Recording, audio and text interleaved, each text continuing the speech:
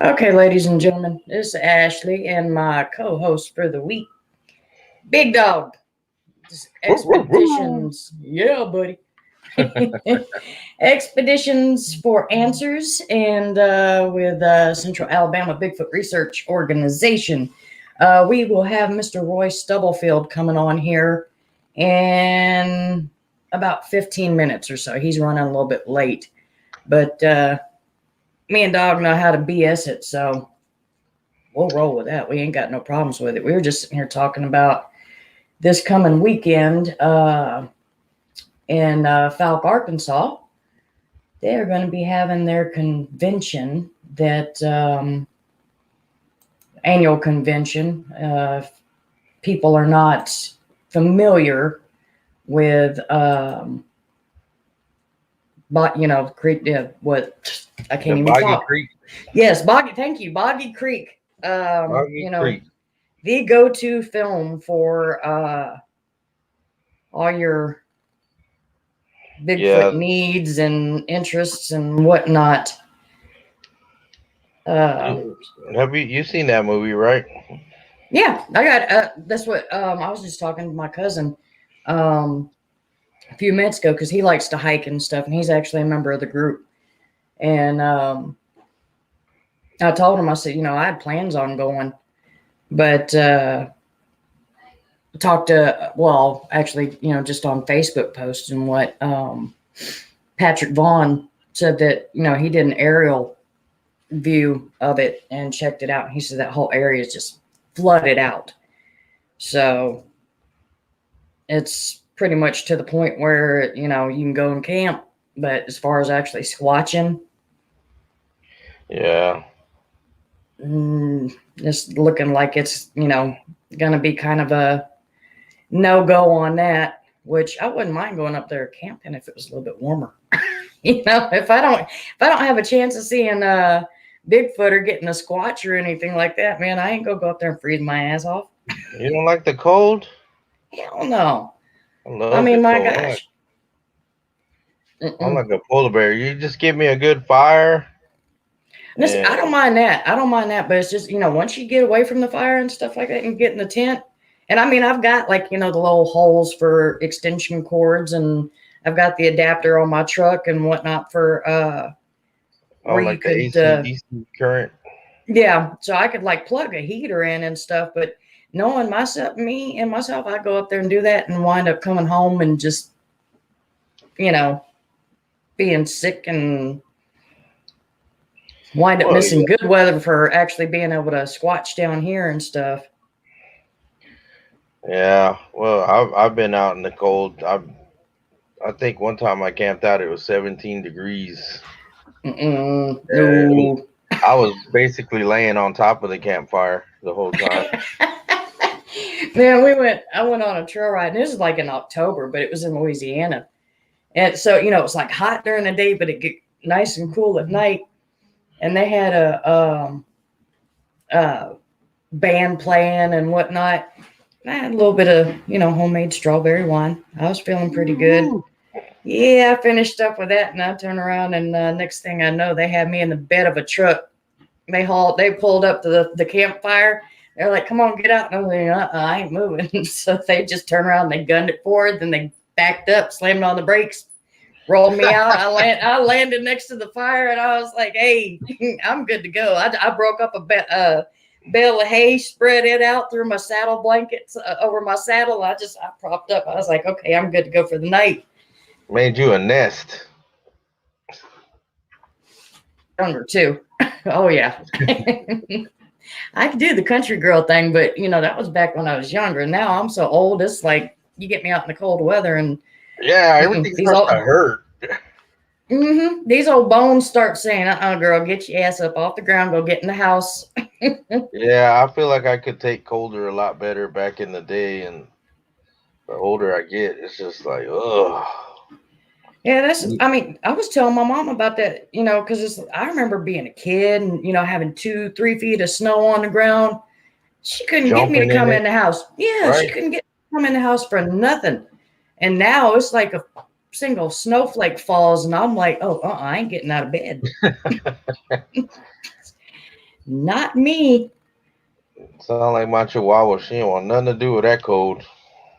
That's Chupa's the same way. Man, that he's like I done spoiled his little self with sweaters and t-shirts and stuff, and he's just like, yep. And then you get him outside in 60-degree weather, and he's sitting there just shivering. Like, Shivering. They damn, don't dude, you worse than I am. like. Well, they're so small. They don't have that body heat. And he's like, I'm Mexican, damn it. I'm used to like south of the border. We're tropical. Yep. That's I what ain't we playing say. that. We Uh-uh. tropical people. We don't like that cold. But it didn't bother me so much when I was younger. Yeah, I And know. Now it's like every bone in my body hurts. oh yeah, stuff I didn't know could hurt starts to hurt. hmm So what you been up to, dude? Working, and we had that freeze not too long ago, so we're still trying to get all that situated with the insurance. We had pipes bust and carpet got all ruined, and then it I know everybody kind of makes fun of Texas how we didn't, but we weren't ready for that at all. I wasn't ready for it. I know that the reason why I found out is because I went to the store to buy donuts, and there was a whole bunch of people in the store, and it was like Hurricane Harvey all over again. Everybody was filling up their baskets, and I was like, so I went live on Facebook, and I was like, "What is going on with these people? They're buying all the toilet paper, they're buying all the ketchup." And then people were like, "Haven't you been watching the news? There's a freeze coming." Toilet And paper and ketchup. I mean, they were buying people. There were people buying stuff I didn't even think they knew what they were buying. They're just like, "I don't know, just grab stuff." Who gives a damn? Just like, as long as you got some kind of something to keep you warm, I look. guess they thought that, yeah, if it burns, we can throw it in the fireplace. I guess. Yeah, we may have busted pipes everywhere, but look, we got 15 bottles of ketchup. We're good to go.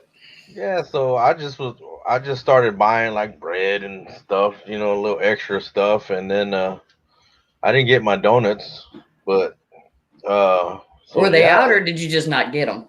they didn't have any. I guess somebody panic bought my donuts.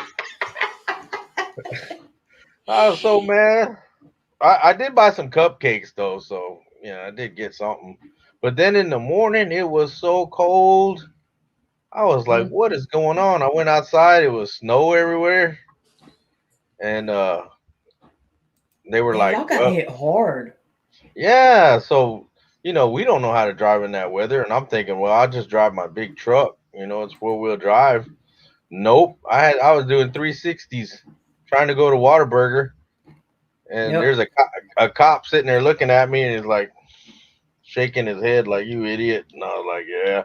So then the job started like doing a mass text saying nobody come in. We're just gonna wait and see how the weather, what happens with the weather. Yeah. And I was like, man, that's when I decided I'm gonna go to Whataburger and get me some breakfast biscuits. Mm-hmm. They were closed. Yeah. That's my sister. She works dispatch and she's in Texas. And I mean, she was like sending pictures of like their little courtyard because they just got a new building. I think it is attached to the police department. But I mean, that just in, 2 hours. And that was like, they're Yeah, sitting above 6 inches. I was like, we got some flurries, and I think it might have stuck to the ground for about an hour. And then you look outside and it's gone. It was yeah, still, we still had flurries going on, but it didn't stick for nothing. yeah. It was crazy. And then I worked a full no half a day on Tuesday, and I called my mom. I call my mom every day when I'm headed home. And then she started calling me back, and she's freaking out. And when my mom's excited or whatever, she'll start talking Spanish real fast. Or Yeah. she gets excited, and she talks faster than I can understand. So I didn't know what was going on. I was like, "Mom, what's going on?" And she finally calmed down and told me that there was water coming from somewhere, and her room was all wet. And I Mm. was like, "Oh my God, I'm almost home." And I was trying to haul ass to get home, and I turned the water off, and luckily it wasn't. I mean, it flooded the kitchen, her bedroom, and some of the living room. Mm-mm. But yeah, and I started trying to call plumbers and people to come see if they could just come clean up the carpet or dry up the carpet. One guy came and said he wants to charge me $800 just to soak, just to get all the carpet up. And Mm-mm. I was like, bro, you better get out of my house because I don't appreciate getting robbed here. Yeah, no joke. That's talk about price gouging. Yeah, so I was like, yeah, just beat it. And I ended up going to Walmart and bought me one of those like steam cleaners, Yeah. and I was able to get a lot of that water up. But yeah, and then so we didn't have any power, so we had to just marinate in that for 2 days. Mm-mm. Finally, me and my mom, and then I ran out of firewood, so I had to go get firewood. And yeah, it was hell, I but ain't jealous. we made it. And I'm me and my glad y'all mom, did. I was concerned about you because, like, when you told me your pipes burst and everything, and yeah, talking about your mama and everything, that's when you told me you had her wrapped up. I was like, you got a mama Rito, you ready to go? yeah, As I long had as her. mama's wrapped up and warm. Yeah, she was warm. She didn't complain one bit. She's like, I grew up in the 30s. I was born in the 30s, and this ain't nothing. Yeah. This was all the time. And so I went and cut some big old logs, and my mom's gonna be 90 this year. And Really? so yeah, I come back Wow. and the fire's all big and roaring. And I was like, who put all those logs on the fireplace? She said, I did. I'm like, Go ahead, Mom, mama. I'm stressed. I'm straining to pick up these big old logs, and you just got like 6 of them piled up in there. She's like, shit, I was cold. You take it too long. Yeah, like man, Mama don't play. Yeah, for those of y'all that are kicking back wondering why we're just sitting here talking about weather and freezing temperatures and busted pipes, we're waiting on our guest. He's running a little bit late, but it's been a little minute since me and Big Dog have gotten a chat. So we're kind Yeah, of catching up. So y'all just join in and deal with it. Yeah, I'm in one of them moods tonight. I'm sorry. It's been a long 2 days.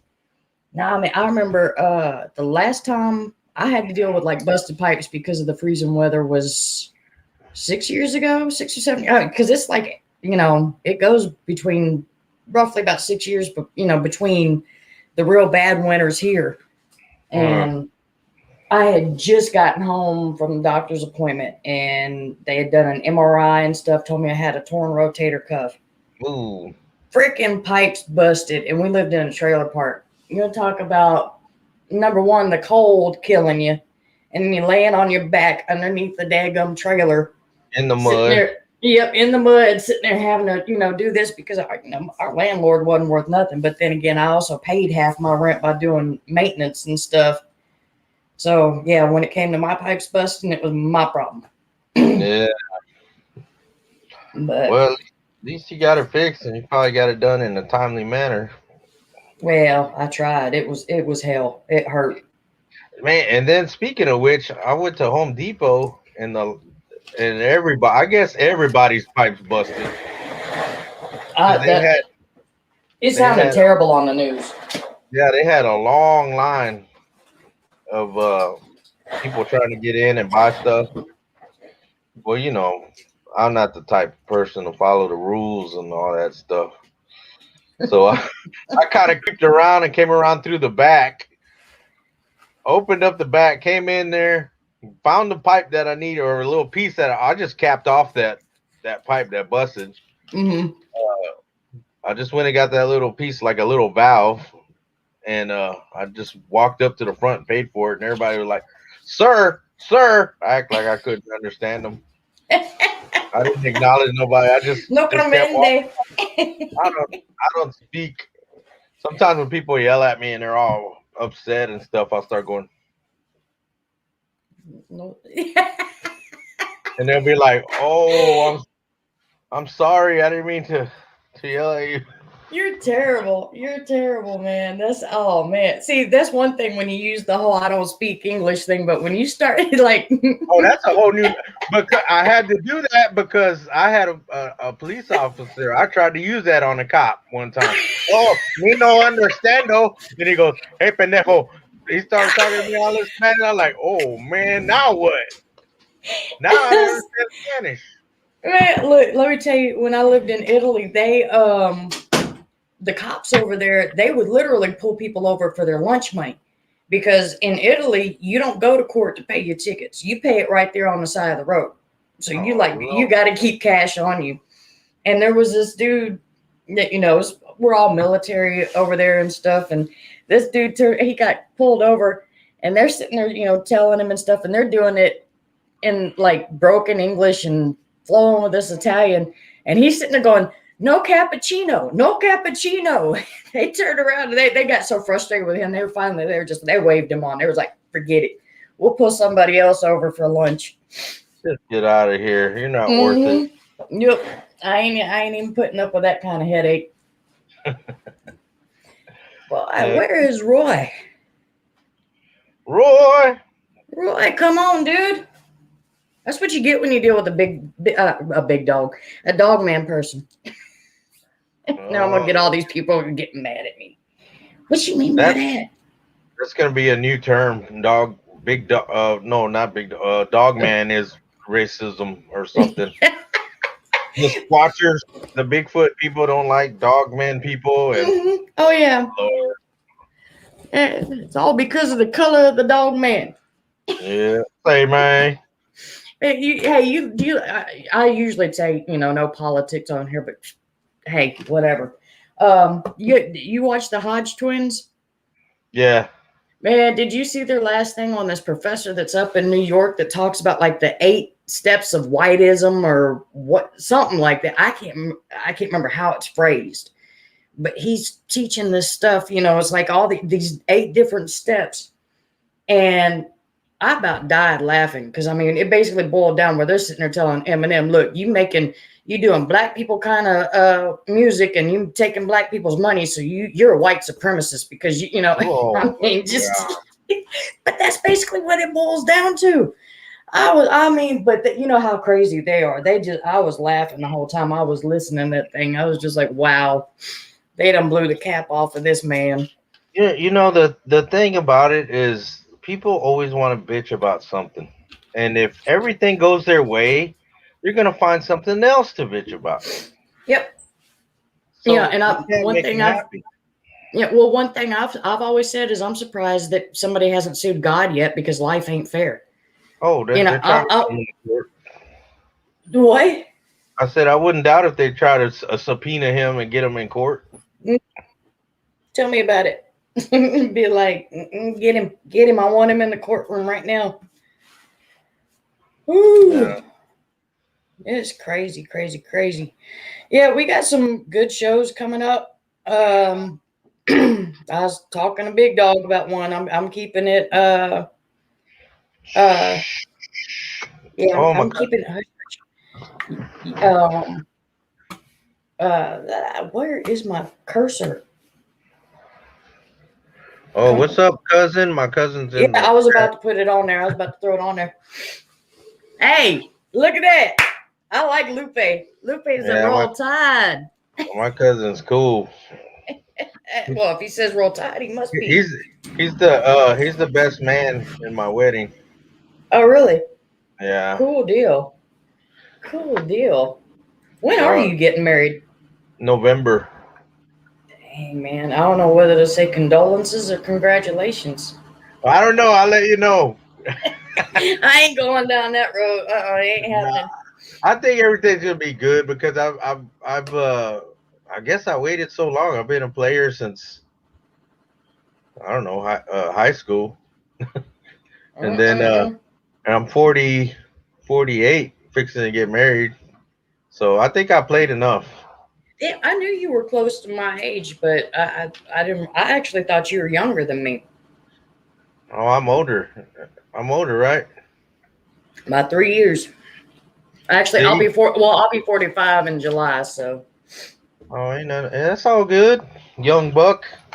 Yeah. You're just a baby, like all the old folks tell me. You're just a baby. Mm-hmm. I'm like, I don't feel like no baby. Mm-mm. They ain't no. I don't even nowhere close. Nowhere close. Yeah, but you was telling me she got she got you some new stuff. So you got a good one. Yeah, she filled in all the check marks. I had like a list, and I hang out with some chicks, and they'll fill out a few check marks or whatever, and they're good at this but not at that, and and then trying to get a chick to cook for you these days is like, I don't know, that's like taboo. Like, hey, you know how to cook? What? You kidding me? My roommate's got it made. I cook, Oh and that ain't yeah. even. Yeah, that's. I mean, it's like that ain't even like a wifey kind of thing. That's just hey, I'm at home. You work. All right. What do you want for lunch? What do you want for dinner? I don't mind cooking. I'll throw it on. Roy needs to get his ass on here because we got viewers just dropping, dropping, dropping. Come on, y'all. They're This like, ain't interesting. yeah, I know. Me and Big Dog, because we're not that bad. Come on, y'all. Yeah. Mm-mm-mm. What was I going? Oh yeah, Daniel. Daniel Benoit. He's getting married. Oh yeah. Uh, yeah. He popped the question to Haley. So is your girl all into um, you know, Squatch and the paranormal and? That funny you say that. That's how we hooked up. Oh It was really? I was speaking at a Bigfoot conference in New Mexico, and she was there, and it was so weird. She saw me, and like I think a couple days later or whatever, she friended me on Facebook, and then she was asking me about Bigfoot stuff, and she told me about her encounters, and then we went back and forth, and yeah, we just talked all the time. We talked almost every day since 2018, I think, or 17. Oh man, I better get it right. Yeah, you better, especially when it comes down to them anniversaries, because Yeah, she's not weird like that. But yeah, there was one time I got stuck in my truck. We were stuck in the mud after she told me not to go down this one way. She goes, I don't think you should go down that way. And I was like, girl, this is 4x4. This is the Yeti. Nothing can stop the Yeti. That mofo sunk all the way to the doors. And she gave me this look like, I told you. So I was like, let me handle this. And I got out. I go, stay here and I'll handle this. And I get out and I close the door. And then I hear the passenger side door slam a little hard. And I seen her put her hair up in a ponytail, and she crawled right underneath and started dumping dirt out like a sea turtle. And I mm-mm. said, oh, I started getting hard eyes after that. I was like, man, this girl is down. You got a freaking Mexican Brad Paisley instead of mud on the tires. Got a lowrider stuck in my chick is digging me out. Yeah, and that truck's lifted pretty high, and it was all the way down to the doors. So we were almost out, and we had to call for help. We had another guy in another truck come pick us up, and then so that was one of the checks. And Hell then yeah. one day she's like, "Hey, do you want some bread?" And I was like, "Uh, sure, I guess." She Some made the bread. bread. She Oh made yeah. the bread. She she started getting some flour. I was like, "Where's the bread at?" And she's like, "I'm making the bread." That's And I was like, my well, they're not married yet, but you can call her my niece. My nephew's girlfriend. She I mean, she's from New Mexico, but I mean, Hispanic heritage through and through. And I mean, she's cool as I love that kid. She's just awesome. And I mean, he's always posting stuff that she makes, and she makes tortillas from scratch and everything. "Uh-huh." I'm like, God, come on, don't have that, don't post that when I'm out here in Alabama and I can't come over and get none. Because I mean, my gosh, it looks so good. It's been so long since I've had a fresh tortilla, straight out. I think that's what made my mom kind of go, when she was like, "Hey, I want some tortillas." And like, sure. She started making tortillas, and my mom was like, "Hey, I'll tell you the one thing I do not miss that, like, from whether it be Texas, Mexico, because, growing up, we have really good family friends that lived right there in Del Rio on the border.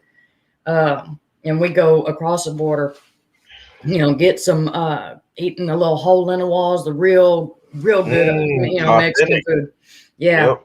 But I'll take in, between anywhere that I've lived that's like got real rich Mexican, Hispanic heritage, the one food I do not miss and I don't care to ever have again is menudo. What? That's my favorite. I don't know if it's a texture thing or what, but I'm like, boy. It's an acquired taste, especially when I used to drink a lot. That was the food that got me back ready for action was menudo. I could eat that, but I could eat that stuff. If you bought me a big bowl of it right now, I would just tear it up. I love it. The taste wasn't bad. I think it was the texture more than anything. And I lived in Italy, and there's like you eat octopus and calamari, the squid, and you that didn't bother me. Matter of fact, my favorite part was the freaking tentacles. But for some reason, you get that menudo and no. That's like that kind of thing where you eat it to be polite, but then afterwards you're sitting there going, "Oh, I don't know if I can take that." I was hanging around this white boy, and he was hungover too. We had been drinking all night, and he's like, "Man, let me try some of that menudo." And I told him 2 bowls. And they brought us 2 bowls, and he ate a little bit, and he's like, "I can't do it, bro. This tastes like bad breath." I go, I never heard of that, but I guess bad breath. Yeah, that's what he said. And I go, so you're not gonna eat yours? He's like, "No, I just dumped this whole bowl in mine." Give me that. Yeah. He's like, "Enjoy." And I'm one of them people that like I'll eat anything. I'm like Mikey. Mikey likes it. You throw something down in front of me, and especially when it's exotic or any kind of what do you call it? Help me out. What do they put on the aisle in the grocery store for, like, when the Chinese and Mexican aisle? Like, I think international. No, it's not international. I can't think of damn it. And I'm sorry if you could hear that. That's a washing machine. It's a spin cycle bad. I got to make sure that I don't do this stuff whenever, because this mic is so sensitive. God. You better not eat no beans then. Man, what the hell do they call it? Somebody help me out, y'all. Somebody make a comment. It's not international. It's not exotic. It's tropical. No. Oh God. Brown people food. Yeah, brown people food. What's up, Christy? There's our girl. Hey, Christy, high five. Oh, see, I was like, "Where's Big? How come we didn't say hi to me?" She's cool. She did. She threw it on her. She's like, you got the pity. You got that follow up. Hey, I'll go ahead and say hi to the co-host. I'll take what I can get. Yeah, give it out. Just look, give me something. As long as I'm acknowledged. No, Lupe, it's not exotics. It's not exotics. It's damn it. Foreign? No, it's not. It's such a freaking common word too. Oh my God. Why is it? Look, I'm gonna watch me Google this. Google it. Google it. Let's see.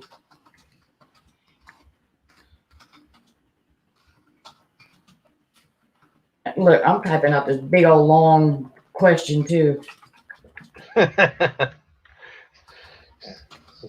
Beaner food. Inner food. What are the categories in this? Ethnic. Thank you. Did somebody put that in there? No, that's what popped up on Google. Oh, I was trying to see if somebody wrote that. Ethnic foods. No, I don't see. Mierda. Mierda. Yeah, Christy threw mierda. That's a different kind of food. That's after the food.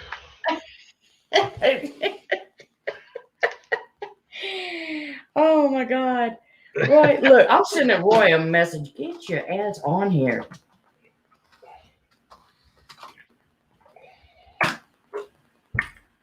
And I'm sitting there like, yeah, I'm gonna be like typing and stuff, and I can't type fast tonight. I don't know why. I can't type fast. I got to use voice to text. Man, the last time I did that stuff is like and I didn't even proofread it or anything, but I wound up sending that thing. And next thing I know, people sit there. Same thing happened to my mama. They're turning around. They're like, "Are you drinking? Why are you texting me about penises?" Like, wait, what? Yeah. What I say? Especially with a Southern accent. Google or Siri and whatnot, they are not made for Southern people. No. No, not in any way, shape, or form. I got that happened to me. And when I was talking to my lady, I said, I can't wait to get your hugs or something. And it said something else. And I didn't get a message for like an hour. And I was like, I went back and read it, and I was like, oh my God. Ooh, was this like towards the beginning, or she had a little bit of time? Oh wow, she didn't have any time to get to know you. No, she was like, this dude's straight aggressive for this stuff. Let me get some of that. Yeah, and I was like, oops. You know how like your phone kind of knows your personality and it knows what you're gonna say? Mm-hmm. Yeah, it did that. Yeah, my phone's just as bipolar as I am, so my bad. It's like I said, but whenever things go wrong and somebody don't like your personality, somebody has something, whatever, it's like, hey, 2 tears in a bucket. Yeah. Here you go, Christy. Got a little message for you. She's showing you some love. Oh, thank you. Appreciate it. It's in the little part. Look.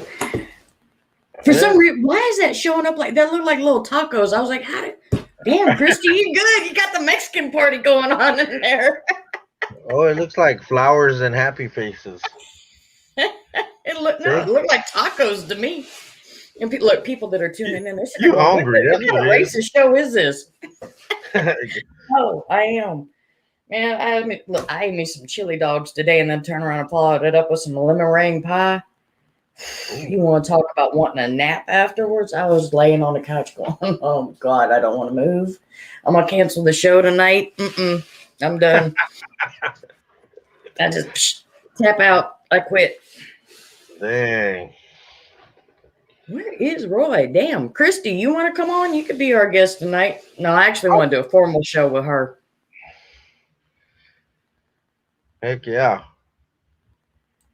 I'm waiting for her to get he's getting ready. Come on.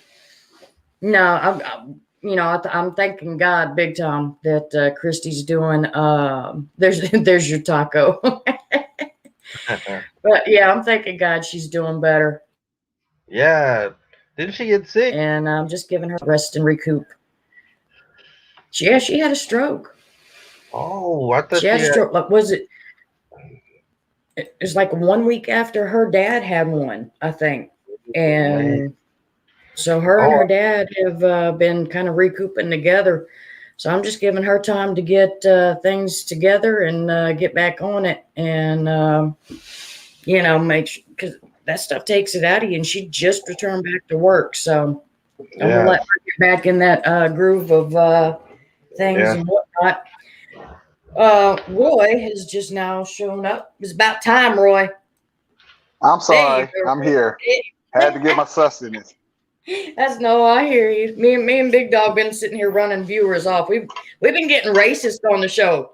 Now, hey, look, we got one hell of a joke going here. We got a white girl, a Mexican dude, and a black guy coming on talking about Bigfoot and Dogman. Oh, we like the what's that ice cream?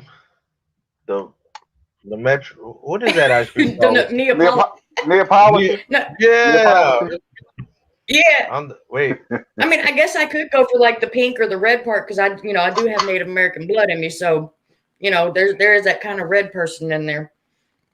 The redskin. Mm-hmm. Yep. What kind of spices do you think we ought to add to that? Oh God, don't even get me started because we were talking about cooking earlier. So you go get me and him going. We were talking about fresh bread, fresh tortillas. We had the whole Mexican thing going on. What'd you have for dinner, Roy? I actually had a red chicken burrito, some rice and beans, a piece of chocolate cake with some chocolate fudge ice cream, and believe it or not, I had some Neapolitan ice cream. I can grab it out of the freezer if you don't believe me. Look, you're being Big Dog been talking about damn Mexican food, and then he wants to come on with some Mexican damn dinner and then some Neapolitan ice cream for dessert. That's what took you so damn long was a dessert. You were like, well, there's a restaurant down here. Whenever they running their Wednesday specials, I got to be on board. I got to be on board. I hear you. Yeah, gotta take advantage. Get it while the getting's good. Yes, sir. Oh, yes, sir. So how you doing tonight, Roy? I'm doing pretty good. It's been an interesting day. It's been pretty windy, so I've been chasing stuff through the yard and all that good kind of stuff. Watching my neighbors try not to get blown off the roof. I guess he's putting some shingles in, so it's been a pretty interesting day. Yeah, it's pretty windy. What the hell is your neighbor doing on the roof? Well, I was watching him, so I guess I was supposed to be the 911 guy if he fell off. So, there you go. I was like, you got the video camera ready? Yeah, I might have could have got a little change for that if he had fell off. I might could have got a little change. I wasn't thinking about that though. I was just praying that he didn't fall because, like I said, he was probably getting gusts about 40, 45 miles an hour today. So it's been pretty windy. Gosh, I don't miss that at all. Mm-mm. Trying to do it was okay because we had 81 degrees to go with it, so I can't complain. There you go, Roy.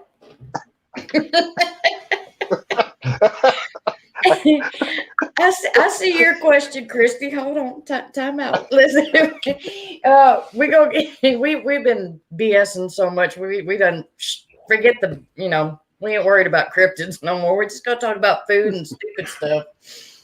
No, Mr. Roy, he has damn it. Roy, what is the name of your page? I just had a total brain fart and lost it. R&B's Cryptic Confessions. Thank you. And Roy is Mr. He's a dog man aficionado, if you will. Christy went ahead and threw the question up there.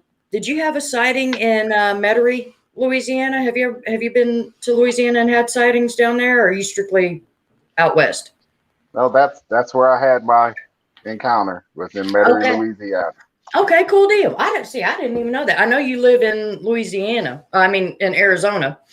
So yeah, go ahead and fill us in on that. I'm assuming this is how you got started.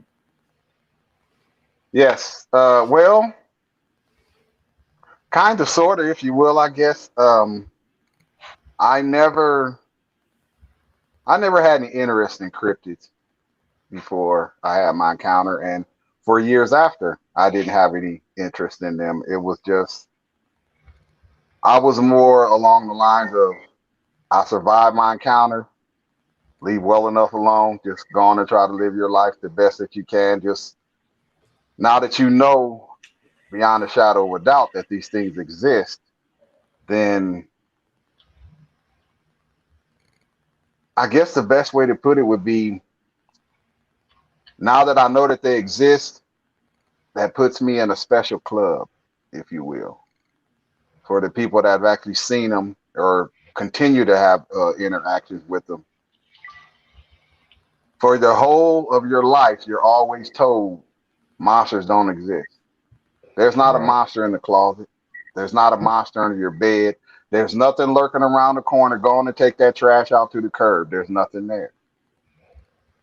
You move to an entirely different state, have no relatives there, new surroundings, everything. Even the air smells different. You meet some guys just like you normally do. It wouldn't be any different if you were into skateboarding back then, basketball, baseball, soccer.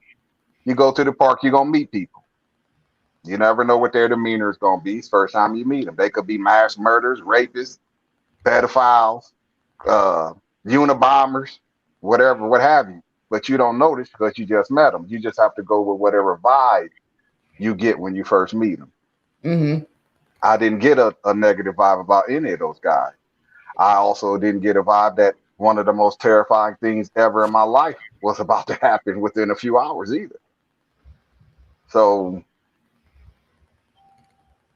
back when I had my encounter, there weren't any podcasts. There was no Vic Cundiff. There was no Jeffrey Naldani. There was no, uh, I'm sorry, Brenton Salwin. I'm sorry. God may he rest in peace, Brenton Salwin. There was nobody I could reach out and talk to about it. And Dogman, who the heck knew what a Dogman was in 1981 unless you live somewhere and your family for generations have been having dealings with these things? You're not going to bring that knowledge to the public because you don't want people thinking you're crazy, first of all. And you darn sure don't want a bunch of people out there drinking with guns on your property trying to bag one of these things so they can put a trophy head on their wall. Wow. So you're going to keep your mouth shut. So there Mm-hmm. was nobody I could turn to. And it did test my mental strength for quite some time. Because for a while, me knowing that werewolves, because I'm until somebody can prove me wrong, that's what I believe I saw. That's the only thing that I had pre-programmed in my database at that time.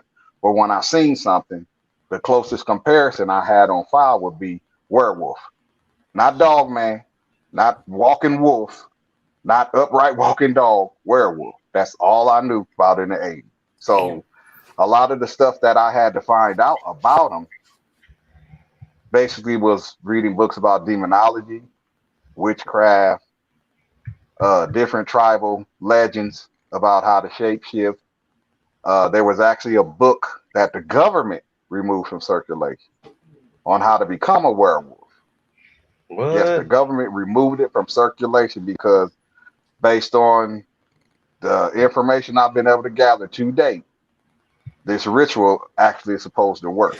Okay, wait. Are And you the talking? government, Let me interview you. Let me interrupt you real quick. Now, when you say, I mean, it actually had the word werewolf in there because I know, like in when it comes to Native American and indigenous, especially Navajo lore, there is a ritual that you can go through to become a skinwalker, and which a lot of people do associate and question are dogmen skinwalkers. So, I mean, did it actually use a werewolf? How to become a werewolf? Those were the exact. That was yes, the title. that was the yes, how to become a werewolf. Damn. Okay. It was written by a European gentleman back in the. I'll have to ask B because we were both researching it at the same time. But I know when we looked it up, it was a European gentleman had wrote it back in 1770s, maybe 1780s. And he was allegedly used this to become a werewolf several times until the government got a hold of what he was doing and they locked him up. And the book was still out, but the government removed it from print. I'll have to ask the gentleman that told me about that what the name of that book was, but he sent me something. I'll look and see if I got it and I'll send it to you. So we're talking about like straight up lycanthrope. Yes. Okay. There's a ritual that you have to go through. I'm not sure because of course I couldn't get a hold to the book, but I'm assuming that it has something to do with making a deal with that guy that stays downstairs all the time. Yeah, that's what I was thinking. It was involving satanic rituals. That's where I was wondering that. Sacrifices. I mean, when I hear about the skinwalker stuff, that's what they get into, and it's very satanic a lot of the stuff that you got to do.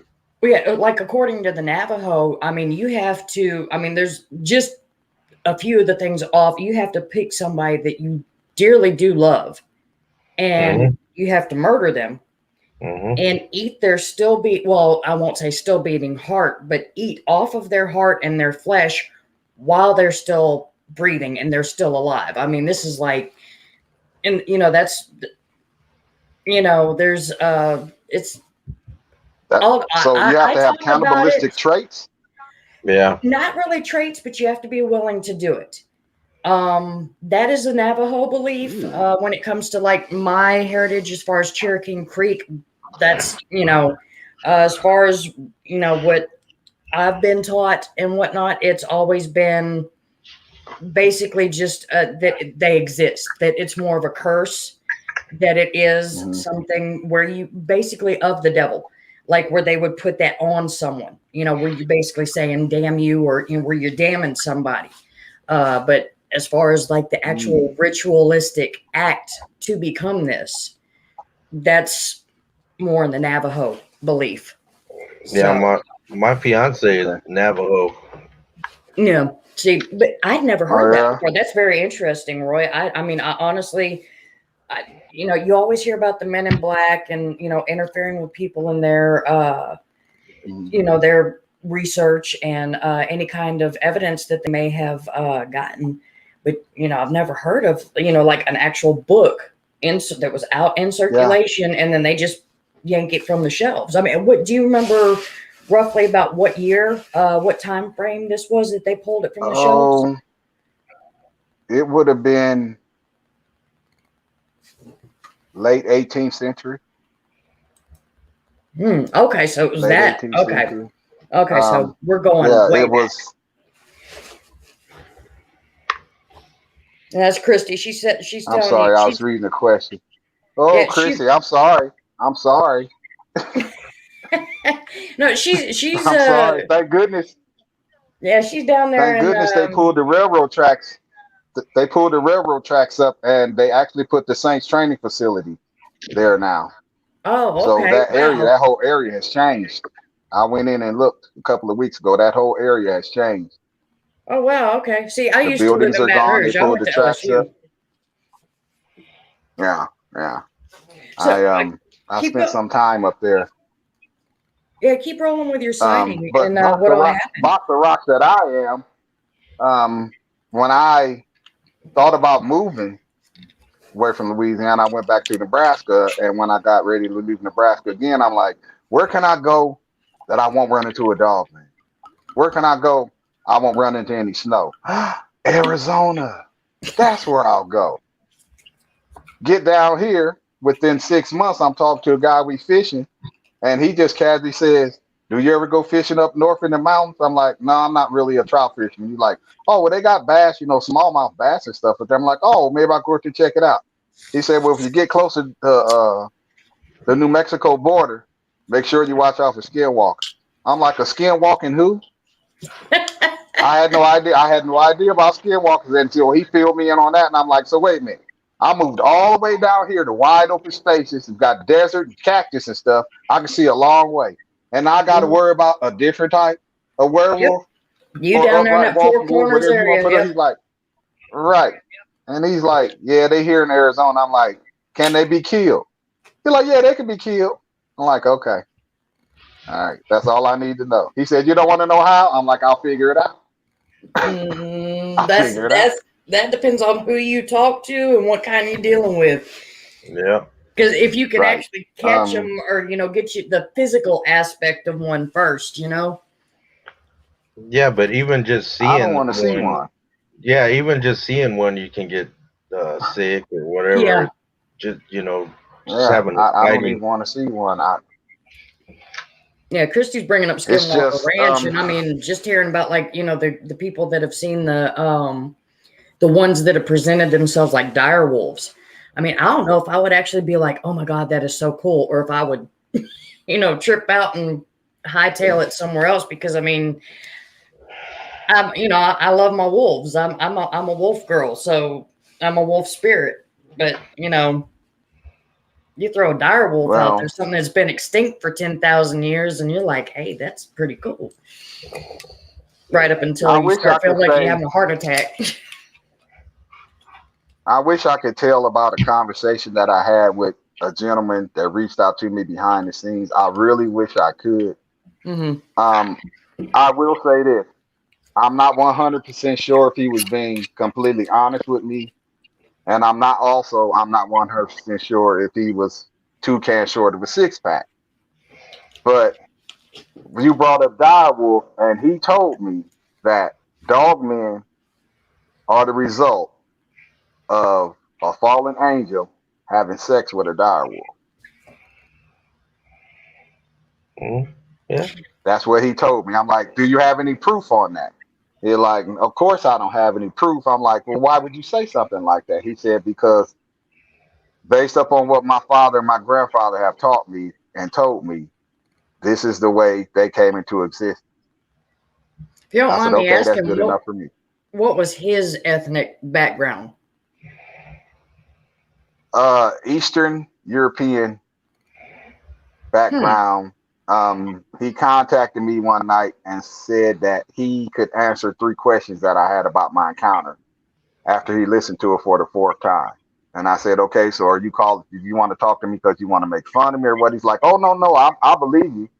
I know for a fact that werewolves exist. I Hmm. said, you know for a fact. And I'm like, well, what proof do you have? He's like, if I gave it to you, that would put your life in danger. I said, Hmm. so why did you call me then? I mean, like I said, since I started this, I've had multiple conversations behind the scenes with some very interesting people. Some of them want to remain anonymous. Some of them I have scheduled. They're actually going to come on the show. But for the ones that want to remain anonymous, I have to honor that. But it's just that for some of the things you're telling me, I really need you to present this to the world because you could be answering a lot of people's questions on this cryptid or possibly even Bigfoot if that's the issue. Or if it's a different kind of cryptid, reptilian, Mothman, wherever it is. I understand your need to not want to be made fun of, but sometimes the information that you have, you still need to find a way to get it out. Yeah. And well, no, because I got to live here and it's a small town. I'm like, I understand all of that. I'm like, but if it's a small town, then shouldn't the whole area know what's going on with you if it's that smaller town? Right. You got to be talking to somebody where you live. So if the small town community knows, well, we don't want people up here. I'm like, I don't have to tell where you live at. I don't even have to tell your name. Just let me share the information that you give me. Well, no, and if you feel like you're going to have to do that, then they start talking about lawsuits and all this. I'm like, no, I'm just here to talk to you, and then y'all have no problem honoring your request not to reveal who you are, but I think it's a shame that you're not willing to share the information that you have. You could be saving somebody's life, or you could have something that might de-escalate a situation because everybody's uh, the cryptids are approaching it wrong and the humans are approaching it wrong in order to get along peacefully, if that's possible. Now, of course, there are people that believe that, but well, I'm not going to say all of them are good. I'm not going to say all of them are bad. I'm just going to say, just don't catch one on the wrong day. Yeah. Just don't catch one on the wrong day. Yeah, you can say And the that's same for Bigfoot humans. included because right. I mean, but I'm sorry, I've been all over the board, Ashley. So When I wait, had my you're good. encounter, of course, I didn't plan on it. That was the last thing on my mind. I had moved away from home when I was 16, and I started staying with my cousin and his mother. And he said, as long as I go to school, everything's good. I'm like, okay, well, I'm giving me a part-time job too because I'm not trying to be broke. He's like, that's even better. Okay. Um, Approximately 2 weeks after we had this conversation. No, I'm sorry. At the end of the school year, beginning of summer, she says we need to have a family meeting.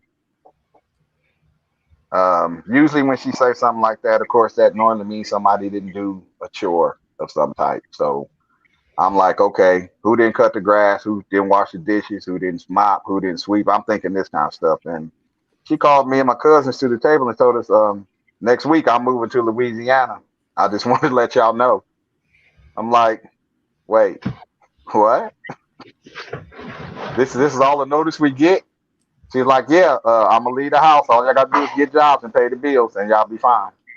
I'm like, so you're not even gonna take my cousin with you? She's like, no, y'all be okay. I'm like, Dang. wow, 16 years old, and you gonna leave me in a house? I must have did something right.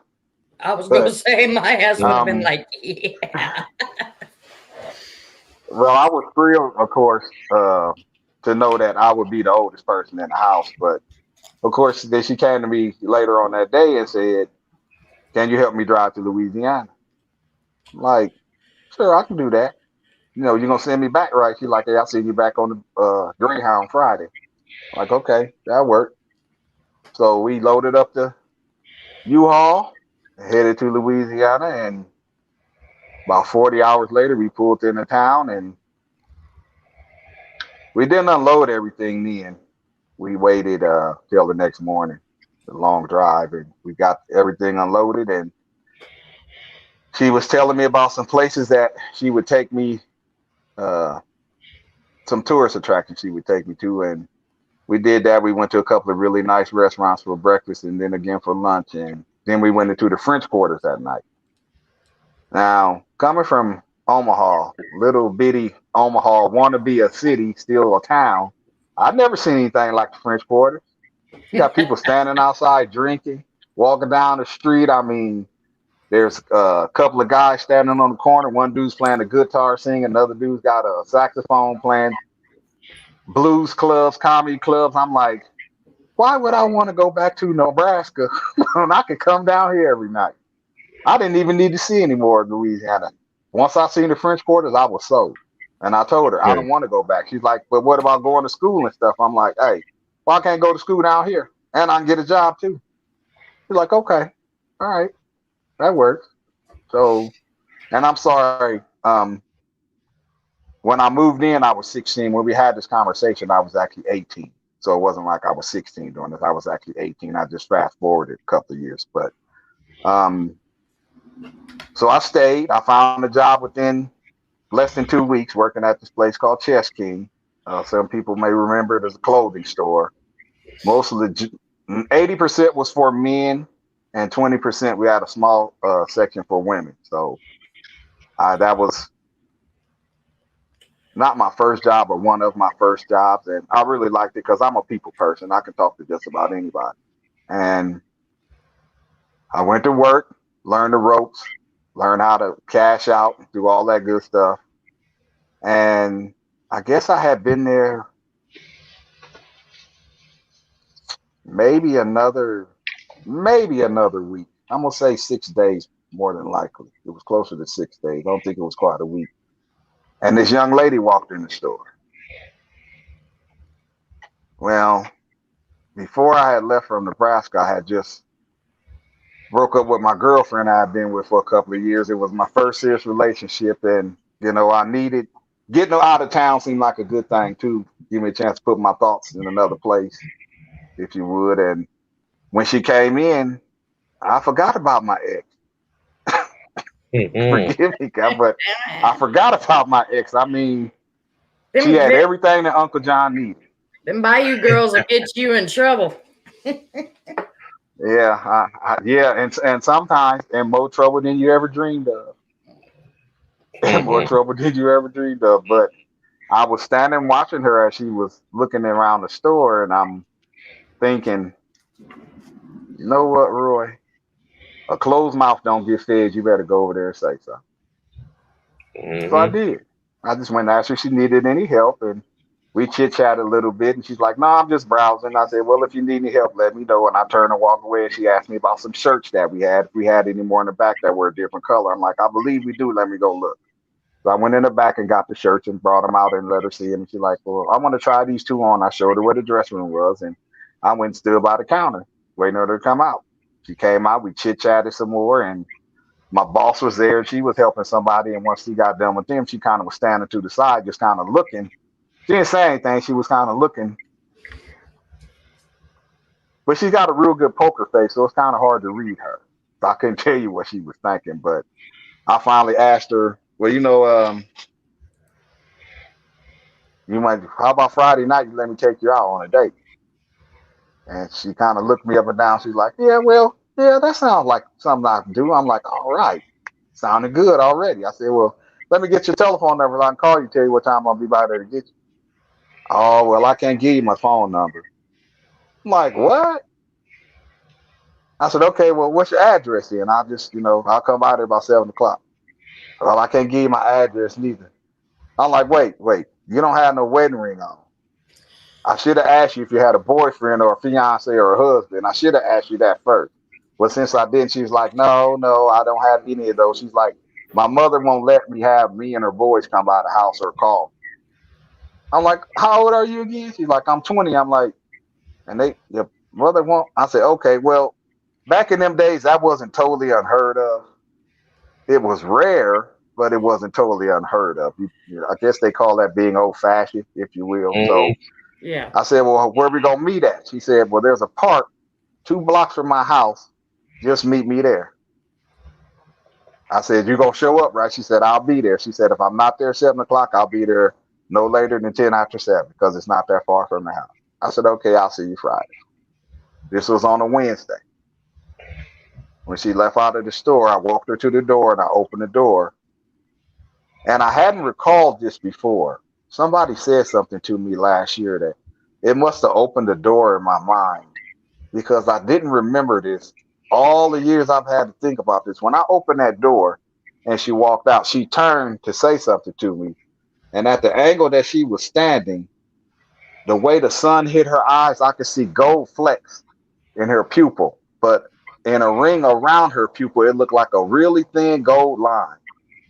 But the light had to be right for you to see it. It was really weird. I've never seen eyes like that before again. Her eyes looked supernatural. I don't want to say, well, imagine somebody like having jewels, little pieces of jewels in their eyes that reflect the sunlight. There's just that sparkle. Just real deal. I guess that could be considered supernatural. I just never seen anything like it, but it was just for like maybe 4 seconds, and then she smiled at me, turned, and when I was thinking, I'm like, man, she got some gorgeous eyes. I ain't never seen eyes like that before. But her eyes already were like that hazel green color. Yeah. So they were already pretty, but to see that gold and that green, that was I thought about that for a while since last year because that was really different. But she left out of the store and I went and I was talking with my boss and she's like, sound like you got a date. I'm like, yep. She's like, do you know how to get to the park she was talking about? I'm like, I have no idea. I figured I'd just get my map out and find it on the map. She's like, I'll give you directions. So I wrote it down and she told me how to get there. And come Friday, I just went ahead and got me an outfit out of the store and put it on to go out on my date. And I went straight there. I got there probably about 10 minutes to 7. As soon as I walked in the park, this guy walked up to me. Hey, man, how you doing? I'm like, I'm doing all right, man. How you doing? He's like, you want to play basketball with us next? Now, I'm looking at what I got on. And I'm looking at him like, okay, I got on some sandals and some shorts. And I got on like a button-up dress shirt. I'm not here to play no basketball. Like this was like, in 81, right? I've never seen you before. Yeah. Okay, so it wasn't a silk button up yet. That was the 90s. Right. Well, I did get it. It was a cotton shirt, but I got it out of Chess King. So it was actually a mustard yellow shirt, and I had on some wine colored shorts. I remember what I had on. Now I know why his group is called R&B because Roy is like rolling smooth. So I'm talking to this guy. He introduced himself. He tell me his name is Herman. I tell him my name is Stubb. That's my nickname. I don't know you like that, guy, so I'm just gonna give you my nickname. Yeah. Some other guys walked up that was there, and they was asking, "Man, you want to play basketball? You want to play basketball?" I'm like, "No, I'm here to meet somebody." "Oh, who are you here to meet?" Once again, I just met you guys, and I'm about to put you in my business. I said, "Well, she should be here pretty soon, and when you see her, if you know her, then you'll know who I'm here to meet." "Oh, okay, man, that's cool." So we chit chatted for a few minutes, and 7:10 came and went. 7:15 came and went. I'm looking at my watch like, Okay, well, it's a woman's prerogative to be late, so she probably gonna show up till 7:30 or something. 7:30 come and go. 7:45 come and go. About 7:59, I'm like, well, Roy, it look like you're gonna be finding something else to do tonight. You're gonna be doing it by yourself. I'm like, I can't wait till she come back in the store. I'm gonna give her a piece of my mind. Now this is what I'm thinking. But Yeah. I got up and Herman's like, hey man, you gonna leave? What happened to your date? I'm like, look like I ain't got no date tonight. He's like, well, you can stay and play ball with us. Well, I'm a fisherman, so I always keep a change of clothes in the trunk and a fishing pole because I never know where I'm gonna be at, and I see a body of water that's just begging for me to investigate. So I just went and got my clothes out of the trunk, and I had my tennis shoes in, and I just went in the bathroom and changed clothes. And I played basketball with these guys from 8 o'clock till midnight, and we probably would have played longer, except for in Louisiana, Monday through Fridays. A lot of the outdoor courts have a tin roof over them, so you can stay out there and play basketball. Also, some of them will turn the lights on. Now, Monday through Thursday, their lights cut off at 9 o'clock. Mm-hmm. On Fridays and Saturdays, they stay open till midnight. On Sundays, they don't turn the lights on at all. So at midnight, they shut the lights off. It's pitch black in the park. I mean, you can see people, but it's pretty dark. And I'm like, okay, I'm ready for a beer now. I've been drinking this hot faucet water all night. I'm ready for a cold beer. So I asked one of the fellas, I'm like, man, there's a liquor store close by. I'll go get something. They said, well, we can go now, man. Just come and go with us. Now, if I hadn't been so vain, I probably could have avoided my whole encounter. But I drove there. Now, I could have put these 6 sweaty dudes in my Monte Carlo with the crushed fit with seats and got it all sticky and all. And I'm like, I just got in the Me and Big car. Dog both like, Ain't no way. ain't happening. Ain't no way. So I'm like, I'm just gonna walk with them. I done played ball with y'all all night. If y'all was gonna do something to me, I mean, y'all neighborhood, I figured it would have took place on the side of the bathroom, or maybe they would have came in the bathroom and try to rob me or something. But that never happened. So I'm like, I'm okay. Generally, Well, New Orleans people, they're really good people. You got your bad element. You got your yes, Ninth Ward people and whatnot. But for the most part, people down in New Orleans, they're really good people. And especially back then when you didn't have to worry about real stupid stuff with a gang element and whatnot. They're pretty good people. So yeah, I could totally definitely, understand that.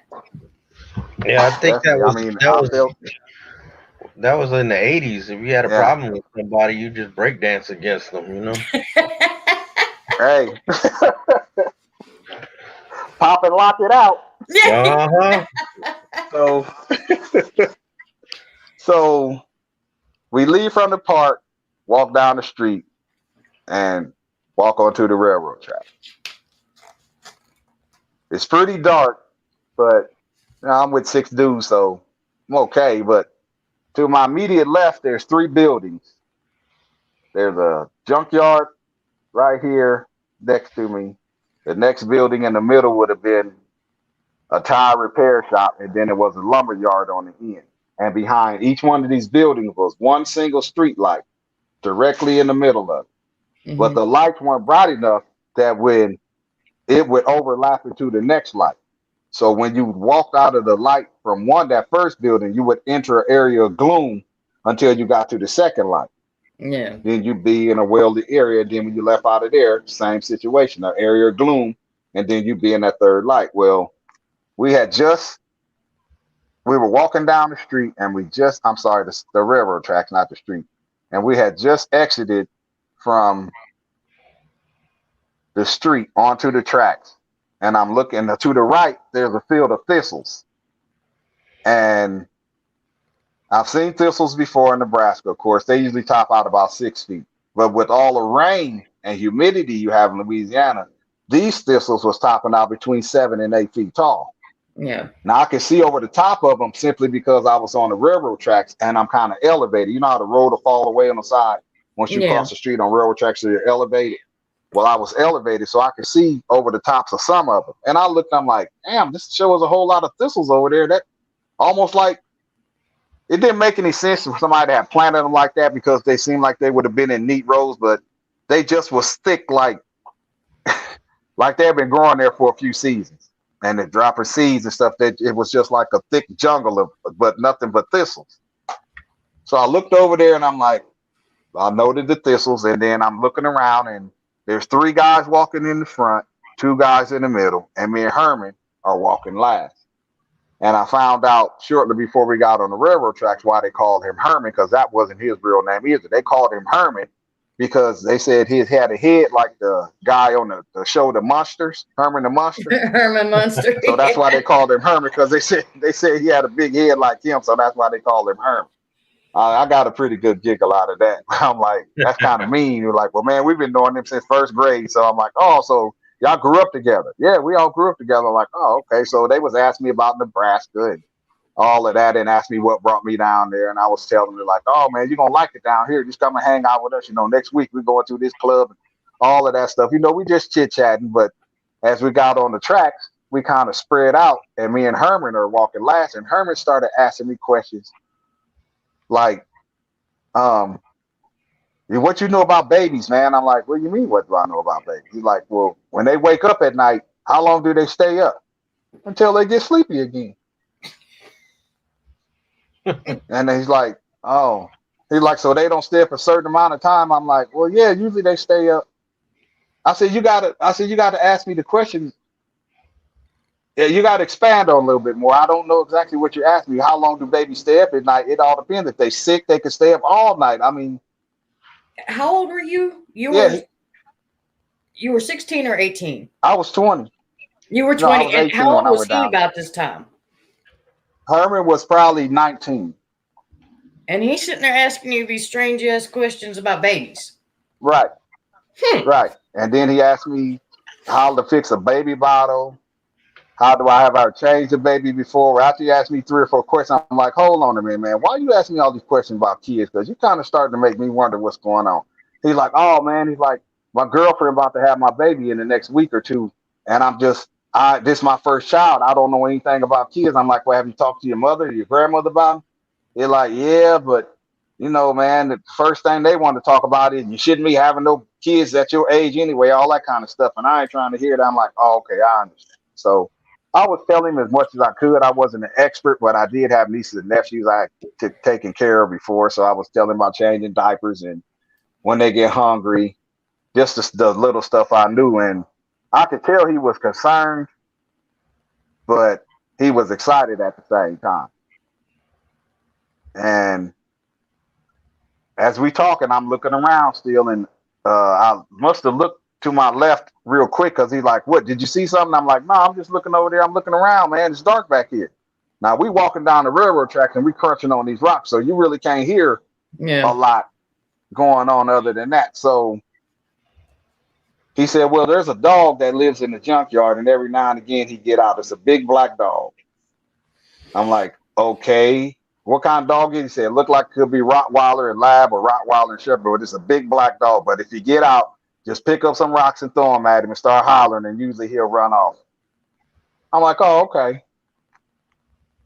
We took about 10 more steps because we're just exiting out of the first light and we're in an area of gloom about to enter into the second street light. I turned my head to look at him to say something to him, and I seen something out of my peripheral. Right then, I can't tell you what it was, but I can tell you it was big and it was black. And I seen it come out of the thistles. When I seen that motion, I just took off running. The other guys, I don't know. There are certain times when you can run by somebody and they won't say, what are you running from? They'll just start running too. And then they'll ask you, what we running from? But right now, we just running. Yep. So when I started running, everybody else started running. And Herman, I don't know if he tripped. I don't know if this thing tripped him. But I heard him say, don't leave me. But it was so much more than don't leave me. I mean, if like somebody could have a plea that would come from their heart, their soul, that's what I heard in his voice. It was, don't leave me under any circumstances. I don't care what happened. Just please don't leave me. So I'm thinking, okay, it's got to be that dog. So I'm trying to slow down and bend down and pick up rocks at the same time, which I managed to do without falling. And I turned around and I ran back a few steps toward him with my arm cocked to throw these rocks, and I got my mouth open to holler. Well,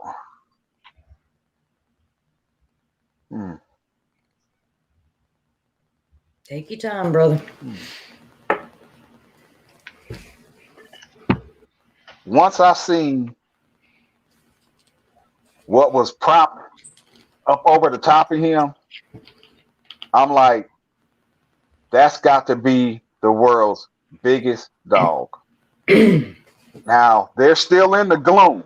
They're just outside the light. I can see them, but I can't see any details in definition. But I can see a good outline of him. Herman's laying on his back, and he's propped up on his elbows, and he's got his head back like this, and he's looking straight up, and this thing got his face like 6 to 8 inches away. It had to tuck its snout in order to put his face that close to his. She had to tuck her snout down like toward her chest in order to look at him like that, and she was just looking at him. And I'm like, okay, what in the hell? What is that thing doing to him? Because I'm not hearing any growling. He's not struggling. You're sitting there saying she. just Could you laying tell there it was a female, like just from the body Not at this not at point? that time. Okay. Not at that time. I didn't know that till later on. So at that time I was saying it. And he's not moving, and I'm hearing these guys behind me talk about, man, what is that? What the blank is that? And I'm trying to figure out exactly what I'm seeing. And I guess I had to drop my hand down to my side, and I opened up my hand, and the rock fell out. And when that happened, that's when it looked up and it looked at me. And I knew then I'm not seeing a dog. That's not a dog. There's no way in hell that could be a dog, because dogs don't have shoulders like a human being. There's no way. And as I'm looking at how big this silhouette is over Herman, I'm like, all I was coming up with, this thing is abnormally large. And that's not a dog. That's not a dog. It got shoulders. And I'm trying to think, what else could it be? Well, as I'm standing here, I hear somebody behind me say, don't shoot it. Now I'm standing in the middle of the railroad track. So that means if they were behind me, they would have had to move to the right or the left to be able to see exactly what I was seeing, but they were still further back. I don't know who had the gun, because I'm not about to look at, turn my eyes away from the thing. But when they said that, her whole demeanor changed. It's not that she was acting aggressive initially. She just looked at me, and she had her ears up, but I couldn't see. I could see from the angle of her head that she was looking at me. I couldn't see her eyes or anything. When she came forward 2 steps, the first thing I seen enter the light was a hand with 2.5, 3-inch claws on it. Not a paw, a hand. And it looked just like a human hand. Not no raccoon paw, like a human hand, just much bigger with these long black claws on it. Damn. And they were slightly curved. They weren't wickedly curved, but like slightly curved, just enough so that if you put your hand down flat on the ground, her nails would curl just enough so that the tip of her fingers wouldn't make contact with the ground. They would always be supported by her finger, her claw. And I'm looking at this long, muscular forearm that's probably about, just her forearm probably about long as my arm, and my best guesstimation. And that hand, that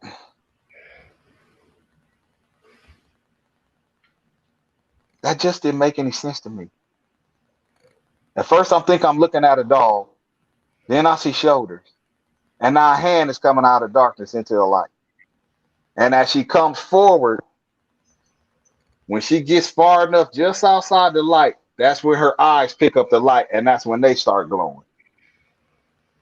So add in that creepy factor. You don't see no eyes in that. She coming forward into the light and pick up the light. That's when they start glowing. And that's when I get to see a real good look at her head. Okay, so this wasn't like And that's you when hear with a lot of sightings where it initially had eye shine, just like without any kind of reflection. It had to come into the light for there to be, for you to see the eyes and like a yes. reflection or, okay. Yes. Now, if she could do self-illumination, she never did it that night. Okay. That's not to say she couldn't, but at that time she didn't. And I'm looking at this this head that just, I wasn't thinking wolf. I was thinking werewolf, but if I had to make a comparison to the bulkiness of her head, an Alaskan Malamute would be the best comparison I would be able to come up with. Because it was bulky. It wasn't a thin muzzle. It wasn't extremely long, but it was bulky. And them eyes just,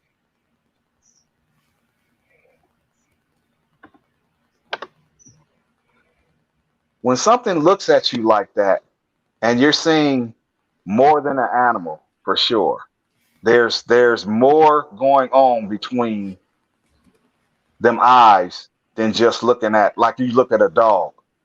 Now you know one, two things gonna happen with a dog. Either gonna run up because he wanna be friendly with you, or he gonna lay his ears back and he gonna raise several different shades of hell because he wanna do damage to you. Mm-hmm. Okay, they letting their actions be known just in those simple body moves. I had no idea what this thing was up to. You come into the light and you look at me, and the only thing I could do is stand there and urinate on myself. I'm 5'11". I'm 225 pounds. I can bench 300 pounds. I can squat 500 pounds. I can run a 4.340. There's no man that I'm afraid of at this time. I don't care who he is. If it had been Andre the Giant. All I know is this. If he trying to get me, all I got to do is run away from him until he get tired, and then I'm going to come back and chop that tree down. Yet when I'm looking at this thing, all I can do is think, oh my God, and get rid of park water that I've been drinking all night. The thoughts are running. I may have had them, but my body's just not responding. I'm looking at a monster right now. Mm-hmm. I don't know what it's doing to Herman. She's actually come forward and put her hindquarters right over his face. What the hell is he looking at? What is he go? What's going? I mean, you're not trying to get away. This thing is literally in the most defenseless position it could be in, right over you, and you're not trying to do anything. Yeah. But I can understand because that close. With what I seen, you can hear that when you can hear something breathe, you're close. Yeah. And I'm gonna say when she came forward, when I stopped, I was approximately 10 feet away from her, maybe a little bit further. When she came forward, that put me between 6 and 7 feet away from her. Wow. So I got a real good look, and it wasn't like a quick 2 or 3 second glance. I got a real good look. I seen her fur; it looked like she had just got done getting brushed. And that doesn't make any sense because she just came out 150 yard field of thistles. There should have been all kind of debris in her fur. Yeah. Or at least it should have been smudged. She looked like she had just got brushed and was getting ready to step out, like go to the dog park or whatever they do, go hunting, I don't know. But I didn't see a hair out of place, and the muscles just. I plan to play football with some pretty good good sized guys. Yeah. She would have put all of them to shame. And I don't know who pulled that. Well, I found out later on who pulled that gun. But when I did, I wonder what he was really thinking he was going to do with a snub nose 38 against something that looked like she weighed about 600 pounds. Damn. There's no, I mean, when you think of Arnold Schwarzenegger or what's that other guy? Oh, let's say The Rock. Them some pretty good sized guys. When you talking about something that's got a chest that's bigger than 48 inches, when her shoulders got balls, her shoulders just ball right here. It's so much muscle right here on the shoulder, just ball. It's just a ball of muscle. And how from the elbow to the wrist, their arms are so much longer than from the elbow to the shoulder. It's that put my mind in a bad place. And when she stepped forward and laid her ears back, she didn't open her mouth completely. She just raised her jaw so I could see her teeth.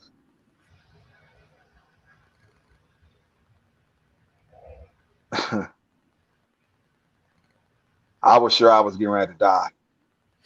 When you say like see her teeth, do you mean like did she have like a grimace or was her mouth just open? But it was the way her. No, she had that grimace that they do where they keep their mouth closed and you could just see teeth. Just kind of a little, yeah, like my Chihuahua does when he's going after me. Okay, I got you. Yeah, she never opened her mouth where I would be able to see her tongue. I just seen teeth. And imagine something got teeth the size of an African lion.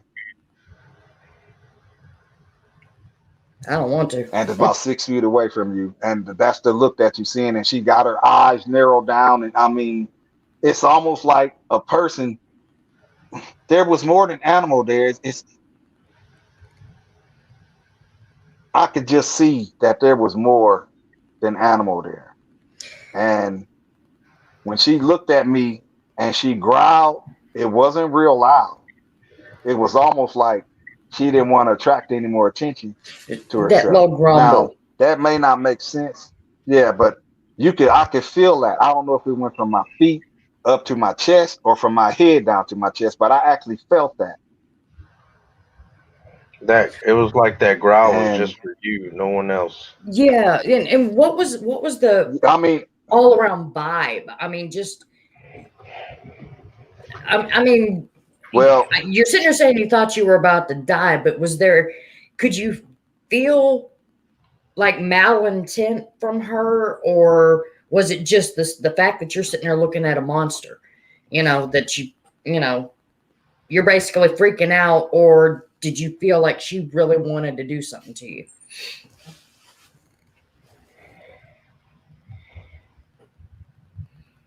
The time that I felt like she was going to do something was when she looked at me and then she did a quick scan of everybody that was around behind me. I mean, it was a smooth motion, but it had a slight hiccup where you could see she was stopping, looking at everybody like that. But it was, smooth, but it just had a hiccup in it. The way they move with the speed they have, it's really hard to explain. But it was a smooth move, but it just had a slight hiccup. But because they don't move like anything that we understand in the natural way of things moving. Mm-hmm. Their speed, it's ridiculous.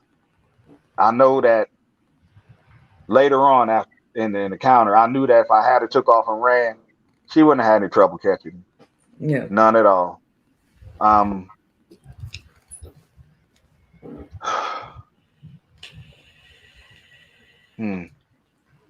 sorry, I just kind of think about Herman when I be talking about this. But when she did that, I started thinking, maybe I can get away. Maybe I can get away. Now, the buildings that I was referring to earlier, behind them, there's that tall chain link fence with the 3 strands of barbed wire at the top. Mm-hmm.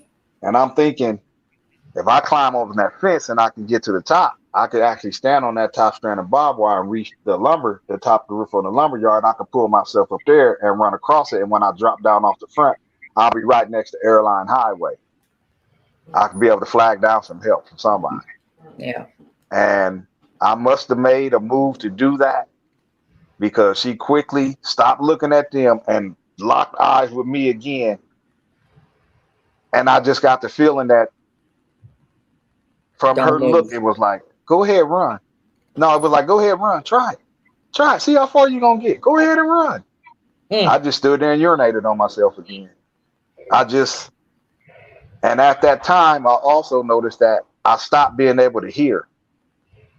Yeah, that Oz And effect, I'm like, everything slows down. Just yeah, what? like No, what it was my heart was beating so loud. That's all I could hear. just that blood I just couldn't hear pumping the through your cars. I ears. couldn't hear them guys. Yeah, I mean, it was just boom, boom, boom, boom, and I'm like, oh my God, what's happening now? Did they send out an aerial bombardment? Is that how I'm gonna just say? I don't know what's going on, Yeah. but I was scared out of my wits, and I'm seeing a monster, and I don't know what's happening to Herman. These other dudes, they just standing back there hollering and screaming, and I'm like, just don't.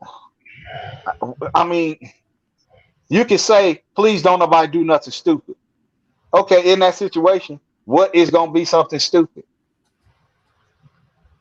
We don't have any experience to go and be like, okay, if I shoot this dog woman with this snub nose 38, we gonna get killed. Or if I shoot her with this gun, she gonna run off yipping. Nobody's ever tried that before, at least nobody I know. So Yeah. please don't let tonight be the night that we experiment with that.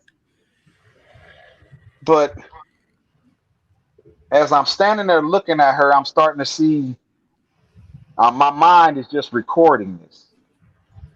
And she was jet black, but she actually looked like she had splashes of gray in her coat, but it was not in a uniform pattern. It would almost remind you of a patchwork quilt. Was a splash here, a splash there, a splash here. Now it could have been the light hitting her coat at certain angles that would have given me that impression too. So I can't say 100% if that's what it was, but that's what I was seeing. But I know her gums. If you ever seen a dog that got black and pink gums, Yeah. okay, I found out about that later on. But this particular dog actually had cancer. That's what was causing discoloration in his mouth. Now she had that in her mouth on her gums. Kind of like a But chow. Because chows have like yes, that but black when you and yeah. right. But when you think of mm, mm, when you think of a dog's teeth, the back teeth, other than the canines, some are they are shaped to cut somewhat, but for the most part, those are their molars and such. Her teeth, all of them, even the ones in the front, that bear trap interlock like that. Every one was a cutting tooth, even all the way in the back. Damn. I'm talking about a cutting tooth. It was not a flat molar, not similar. It was a cutting tooth, and that added more to the terror because I'm like, I'm going to feel every bite, every rip, every shred, because I'm sure I'm going to die. It was like a I mouth pretty much, full of knives.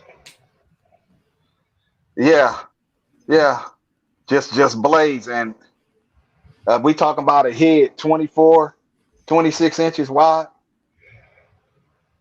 little short stubs. Her ears weren't extremely long. I'd have to say they probably was about that big, which for her head size looked small to me. And Wait, okay, muscular. real quick, just because I've heard several of a few different kind of descriptions. Now you already described like how her muzzle was, like referring to Mhm. the Malamute. Now, would you say that her ears were more like into that kind, like the Alaskan Malamute or Husky, something like that, or were they like the Anubis ears that I've kind of heard people refer to in Dogman? Were they were like more on top and very Well, pointy, or were they just like kind of set to the sides? they were on the sides of her head. Okay, so it wasn't Anubis, or There's it was no, like it's no. I'm okay, talking about side of the head where the ears would be, flare here and come up to a point okay, because they didn't sit out like this as ears. It was more like that, yeah, if that makes sense. Oh yeah. So that I didn't get to see until she stood up, where I mean, I could see her ears, but when she stood up and she turned and looked away from me, that's when I got to see exactly where her ear placement was. Like I said, this whole encounter had to last between 8 and 10 minutes. Wow. Let I me don't ask know you. what the purpose of it was. Go ahead. Um, the eyes. Now, do you think you've seen those eyes before? Did they look familiar? The coloration or the shape? Everything. No, No. no.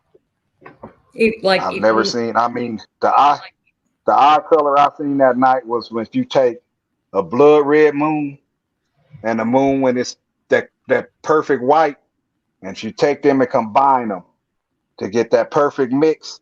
That's the color I seen. I call it a dead yellow, but it wasn't really orange and it wasn't really white. It was that perfect combination of the two, but not like if that amber color. It wasn't that.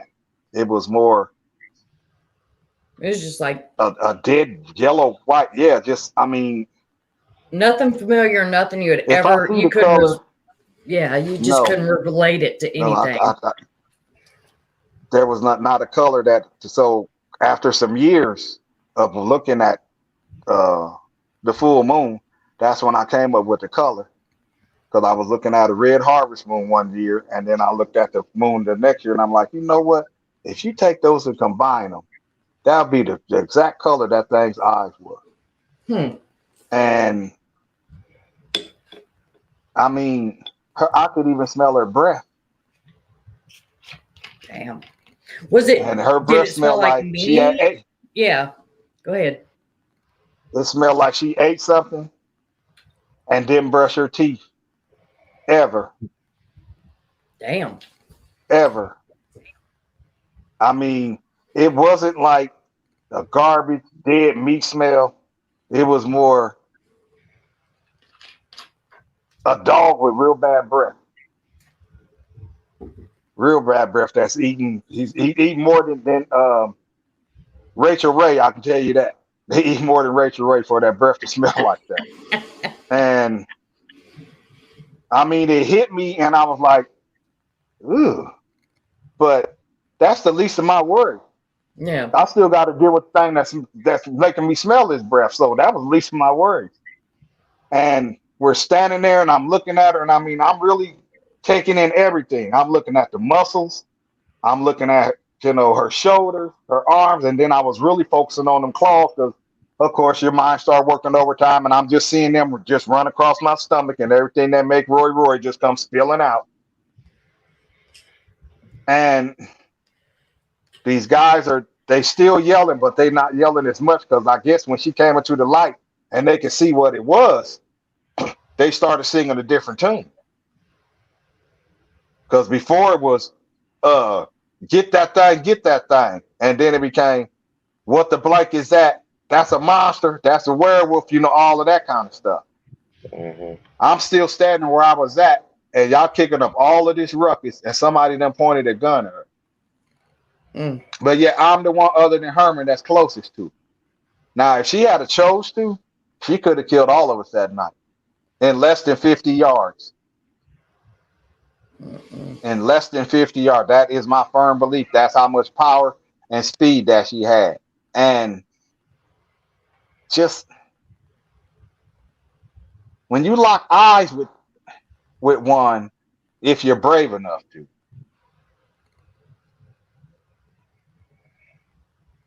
it's almost like I'm not gonna say I lost something, but I know I was looking at more than an animal. I know that. There's no doubt. I mean, for something to look at you and basically give you the expression with his face to let you know, oh, you want to run? Go ahead and run. If an animal can convey that kind of uh, message on his face, there's more than an animal there. Hmm. I don't know what she did to Herman. I know she scared him really, really bad because his life was never the same after that. he actually had a physical change that night. And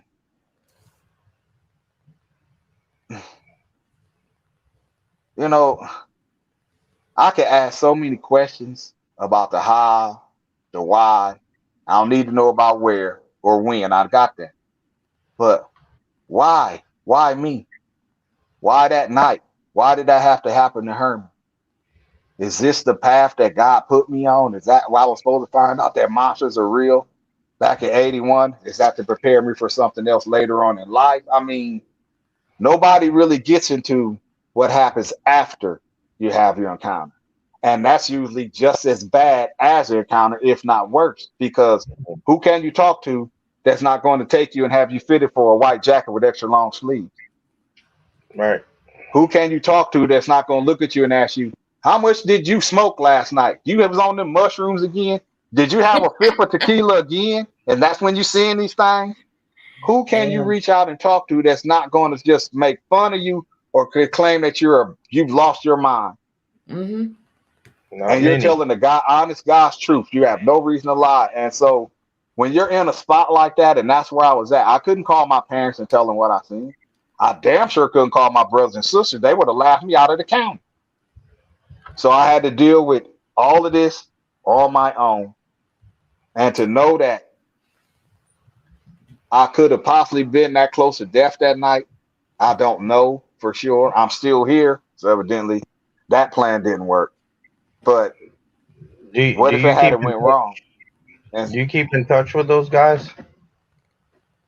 I've never seen or heard from them guys again.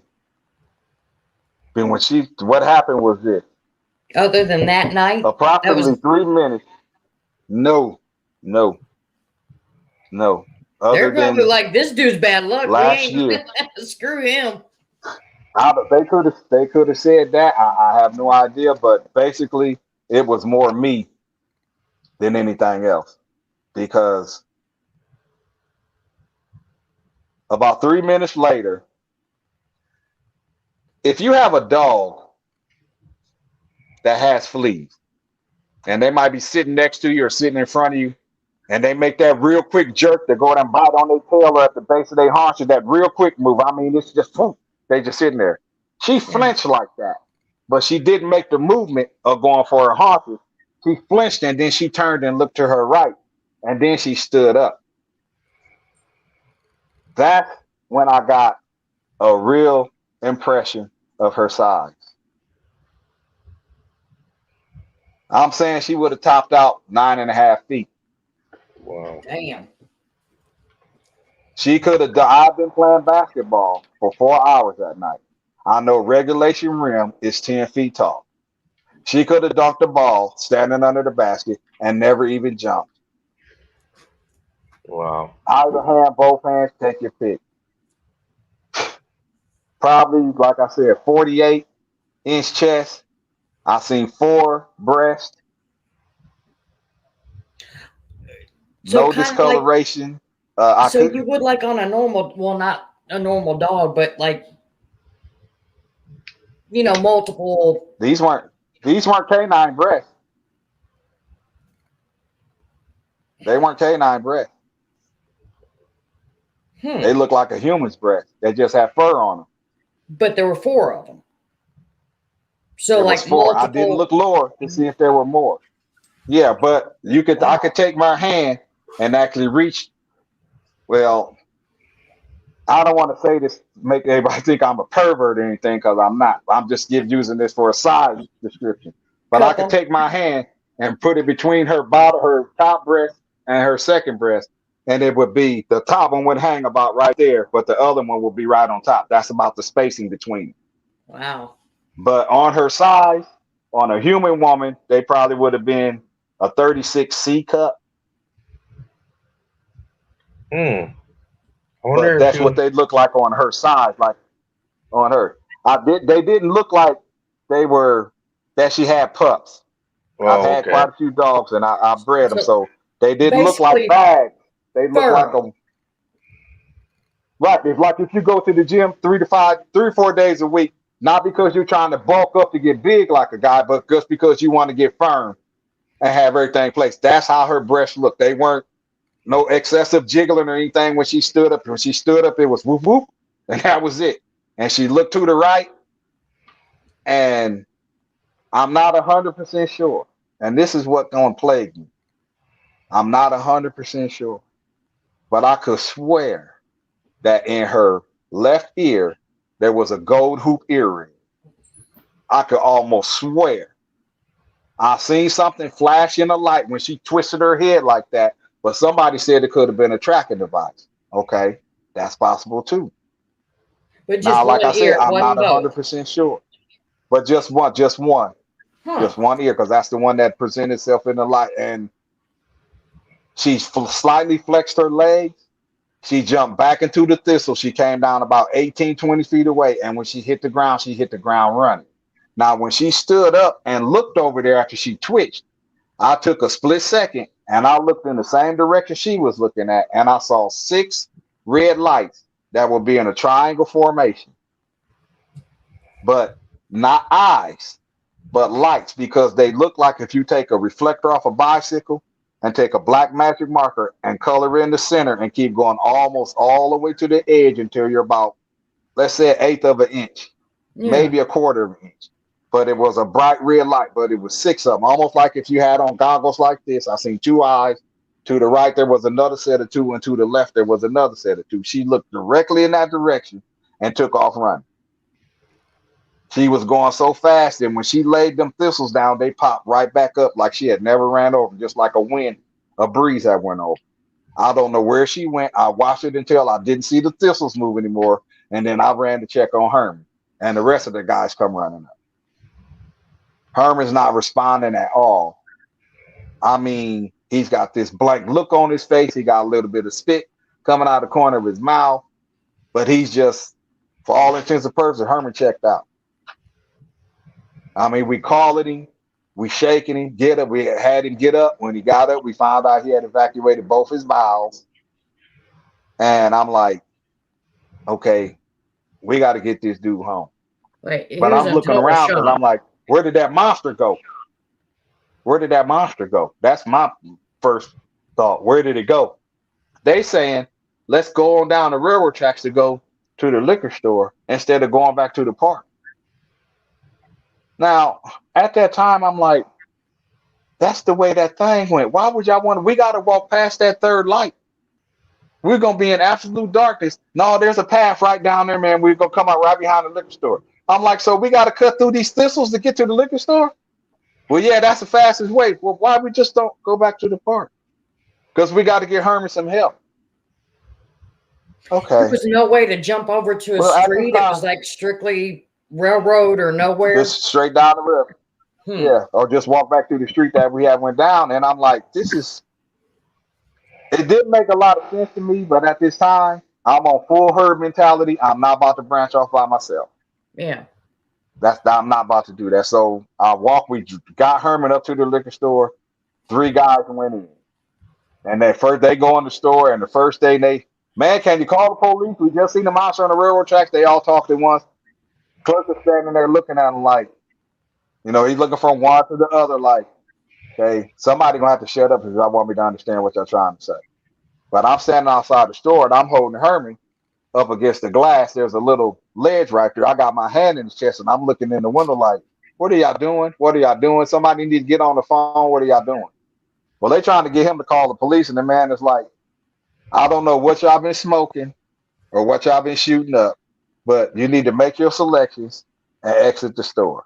It's 12:53. I'm like, wow. So we need help, and you won't even call the police. It don't cost you nothing to call the police for us. Okay. They started talking to him again. He finally got irate and told him, either buy something or get out. And even when they was coming out of the store, one dude said, hey, he said, man, is that your car parked in the back? He said, yeah, that's my car. Why? He said, can you at least move your car up to the front of the building so you don't have to go out in the back after you close the door because it's a monster running around back there? He said, yeah, right, whatever. Goodbye. And he locked the door behind us. Now, As we're standing here, I was getting ready to go in the store, so I told Shorty Mac to come over and hold Herman, and he did. And I was getting ready to go in the store, but I just stood there in the doorway because he looked like he was shooing them out anyway. But I was just gonna ask him, well, can you let me use the phone then? That's what I was just asking. Just let me use the phone. Let me call the police. No, he wasn't going for that.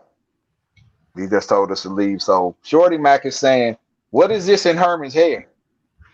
What is this in Herman's hair? What is it? And I'm like, what are you talking about, man? Uh-oh, what happened? Oh, You're sorry. good. I mean, No, you're good. sorry. And so he's dabbing at his head like this, and he licked his finger and did it like, man, what's this white stuff in Herman's hair? Now, the rocks that we have been walking on the railroad track were white. Herman had been down on the ground. I'm thinking, it's rocks, dust off these rocks. So I walked over and I started brushing at it. I licked my fingers and I really rubbed at it, and I'm like, this stuff ain't coming out, man. Well, I actually took my hand and kind of parted his hair like that. He had a white circle in his head about that big, I'm sorry. A perfectly round circle about that big, and it went all the way down to his scalp. I met this young man at a little bit after 7 o'clock. I played basketball with him for 4 hours that night. He had no white in his hair. He had no white in his hair at all. Like they talk about And I'm people that looking get at him, scared and so I'm bad like, it turns their hair white. yeah, right. And I'm looking at him and I'm like, Herman, man, you say something. He's not saying nothing. I even slapped him a few times. I hope I didn't hit him too hard. I wasn't trying to, but I'm just trying to get him to snap out of it. He wouldn't snap out of it. So we got to walk him home now, and we got to take the long way because I'm not going back on the railroad track. Mm-hmm. So it takes us approximately 45 minutes to get back up to the park because we got to drag Herman. Every time we hear a noise that's not associated with a car passing, everybody stop and we in a circle listening and looking. And we'll stand like that for a few minutes and then we'll walk on and they'd be like, man, I sure hope, what was that? We still have a conversation. What the hell was that thing? And I'm like, that was a werewolf. Did you not see it? Yeah, man, but what did it do to Herman? I don't know. Well, why do you think it showed up? Who was it after? I'm like, I don't know. It's probably somebody y'all know. Y'all live here. I don't. I'm scared. I'm with strangers. I'm trying to figure out, just let me get to my car. My gun is in the trunk of my car. Just let me get to my car and everything else I'll figure out. Let me ask you this real quick. Because of me knowing, I lived in Louisiana for 12 years and I was in the southern area, Baton Rouge, New Patterson, Morgan City, New Orleans, all that whole area. Did any of them at any point mention or say the word Rougarou? No. Okay. No. Because when we're talking when we're talking about the ethnic background, that's why I was asking, like when I ask things like that, because it comes back to people's heritage and how they grew up. And I know, when it comes to the Cajuns in Louisiana, a lot of people associate, like when we were talking about the Navajo and Native Americans, they go to Skinwalker in Louisiana down on the bayou. That's one place or one thing that they automatically associate a creature of this nature, especially being like a wolf type or whatnot, is a Rougarou, which, now I've never heard of anything where they can do like a ritual like we were talking about before. Supposedly it's like blood. It's in your blood. Somehow you're cursed with it.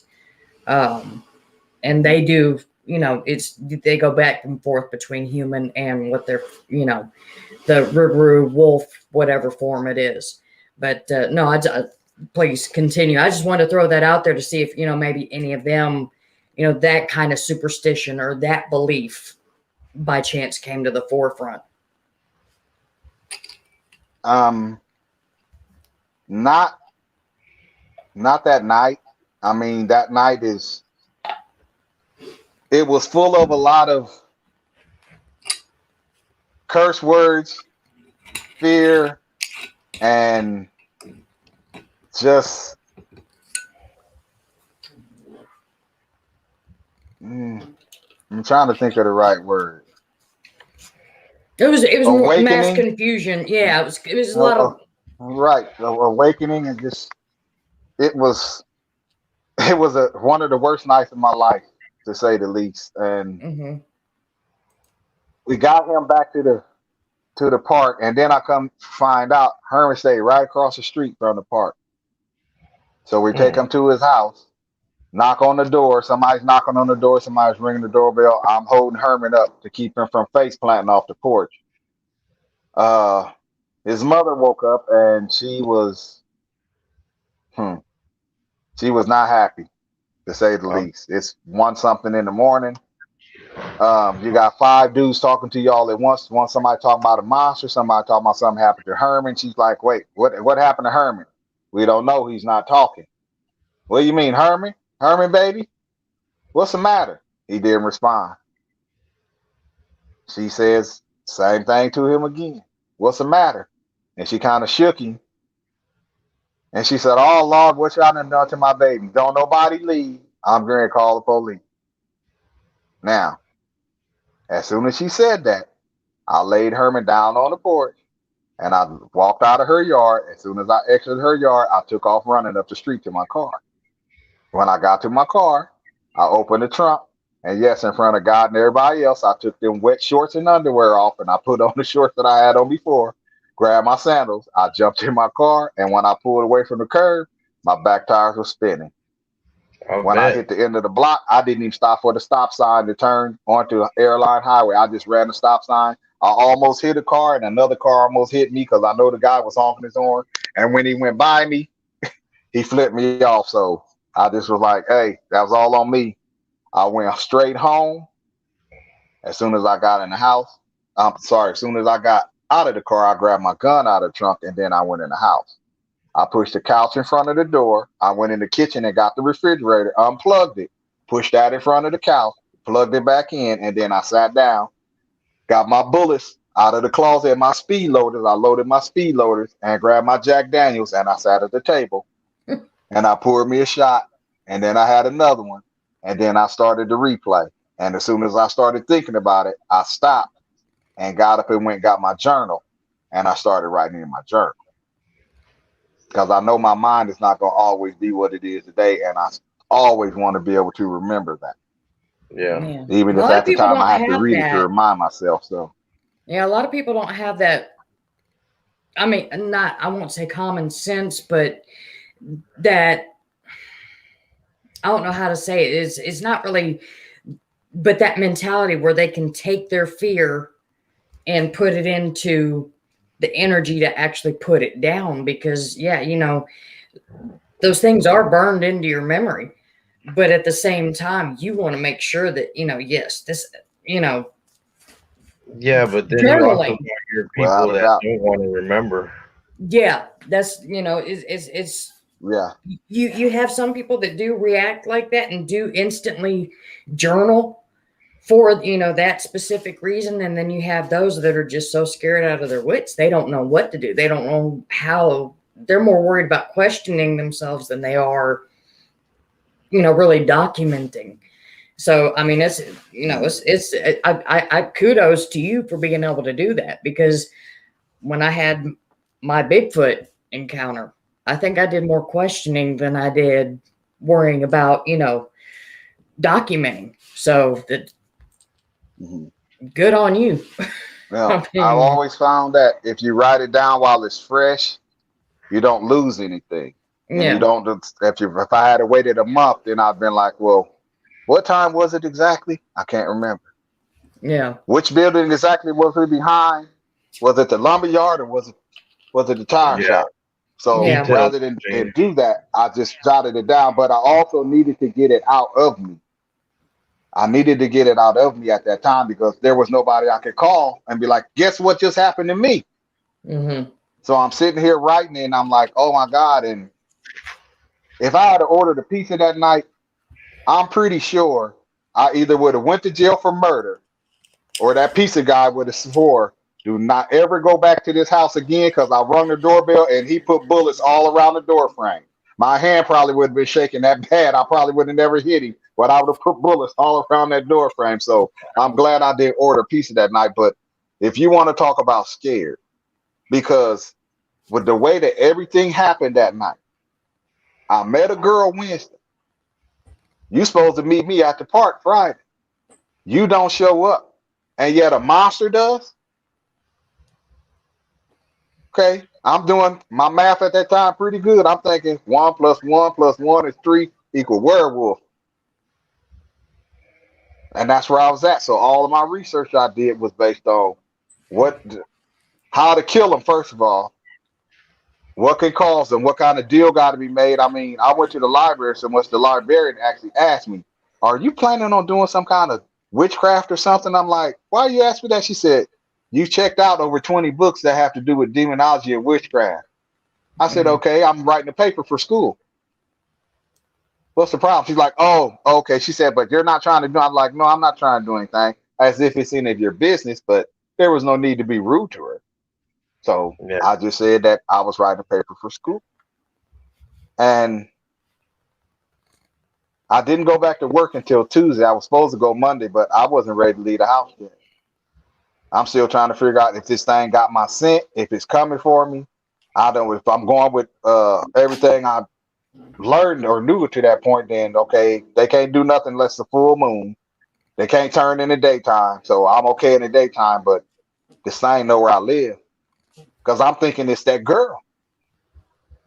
I don't have anything to prove that it's not. I'm thinking it's that girl. So when I did go back to work, my boss immediately noticed something was off about me.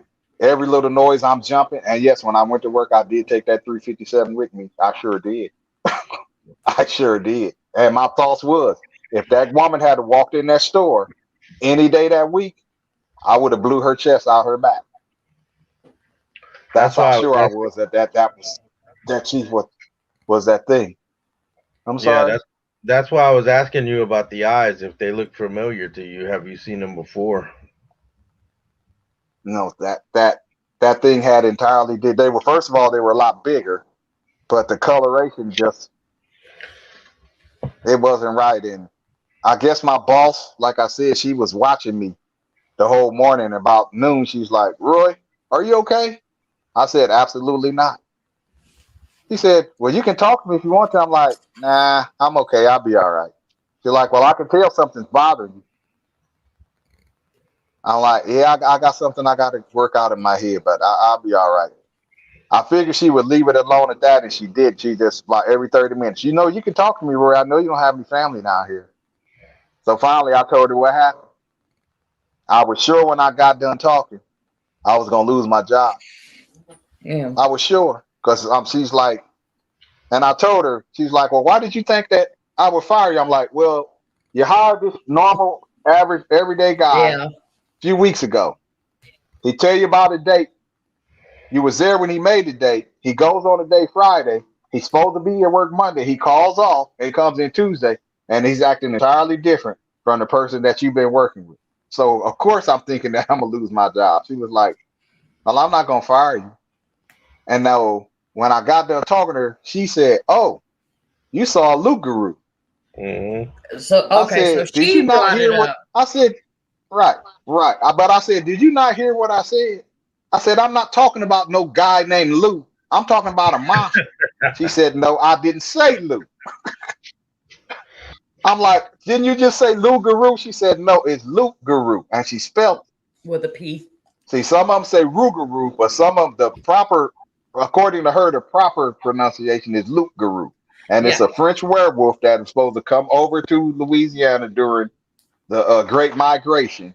Mm-hmm. And there's two ways that you could become one. Either your family's been cursed by gypsies and your whole bloodline is cursed. Mm-hmm. That every third male is going to be cursed with this, or every second female is going to be cursed with this. Or the other way to become one is one bites you or scratch you, you could become one, and you're going to stay one unless you kill the one that bit or scratched you. So So they that, got yeah, a that one couple of kind of things took on going the on, whole but werewolf. Yeah. yeah. So as she was telling me about this, I'm like, well, how do you kill them? He said, well, according to my grandmere, you have to have some rock salt, some oil, and some fire. Rock salt. What Okay. kind of oil? I'm, she just said oil. So I'm thinking, get some rock salt, some Crisco, I don't know, and some fireplace matches. I mean, that's what I'm thinking. And I'm like, you might have to explain that to me. She's like, well, they're supposed to be highly allergic to rock salt. I'm like, Yeah. okay, so how do I get the rock salt on them? She said, you just throw the rock salt on them. I'm like, okay, and then what happens? She said, well, it's supposed to burn them or irritate them. And while they're trying to get the rock salt off, that's when you throw the oil on them. And then you got to light them on fire. I said, okay, Okay. that's not going to work for me. That's not going to work for me at all. She's like, why not? I'm like, because with my luck, I'll throw the rock salt on there and get the oil on there. And every time I strike a match, a breeze going to come and blow the damn match out. And I'm going to be standing there with a pissed off, burning, well salted Rougarou that's got Roy on his brain. No, that ain't going to work for me. I'm like, what about a flamethrower? She's like, you know where to get one? I'm like, I know some people that probably can build me one. I said, but I'm serious. How do I kill this thing if it come from me?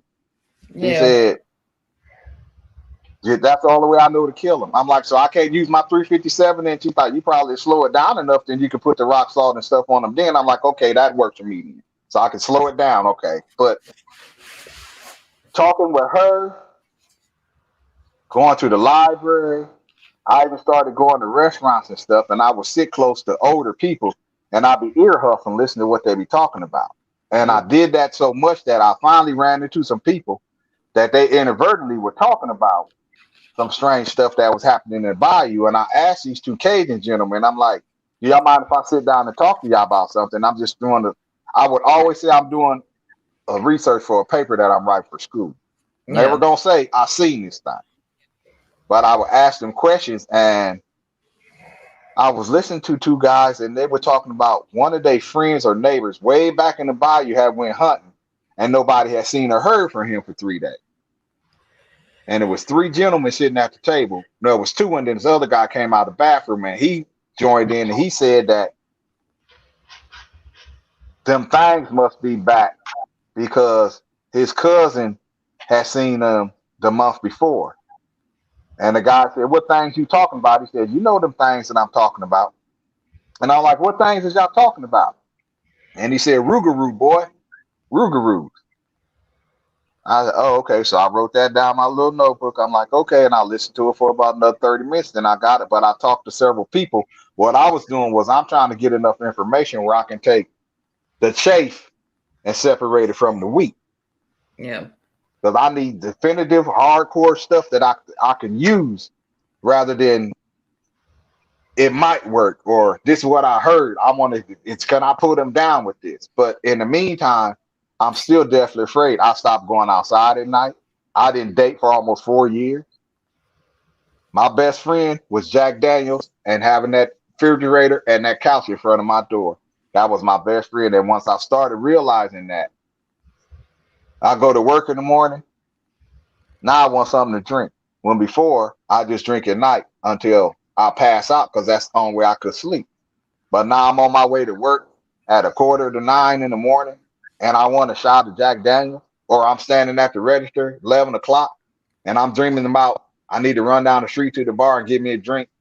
I'll be all right. I'll be able to finish out the day. So that's when I started realizing I was becoming an alcoholic. Mm-hmm. So that's when I really knew I had to address my fear and I had to meet it head on because I don't want to be damned if I do and damned if I don't. I don't want to be damned at all. So I got to figure out a way to deal with both of these. And I talked to one of my brothers and he taught me how to meditate. And that's how I started to get a handle on my fear. But before that, if it gets to be about 6:30, 7 o'clock, that sun hit a certain angle in the sky, it's time to go home. And I'll be with friends sometimes, be like, where you going? You know, it don't start till 9 o'clock. I'm going to miss out tonight because I'm going to be in the house at 9 o'clock. Man, you ain't even the same person anymore. You don't even want to hang out with us at night. Nah, I'm good. Did something happen to you? I don't want to talk about it. Yep.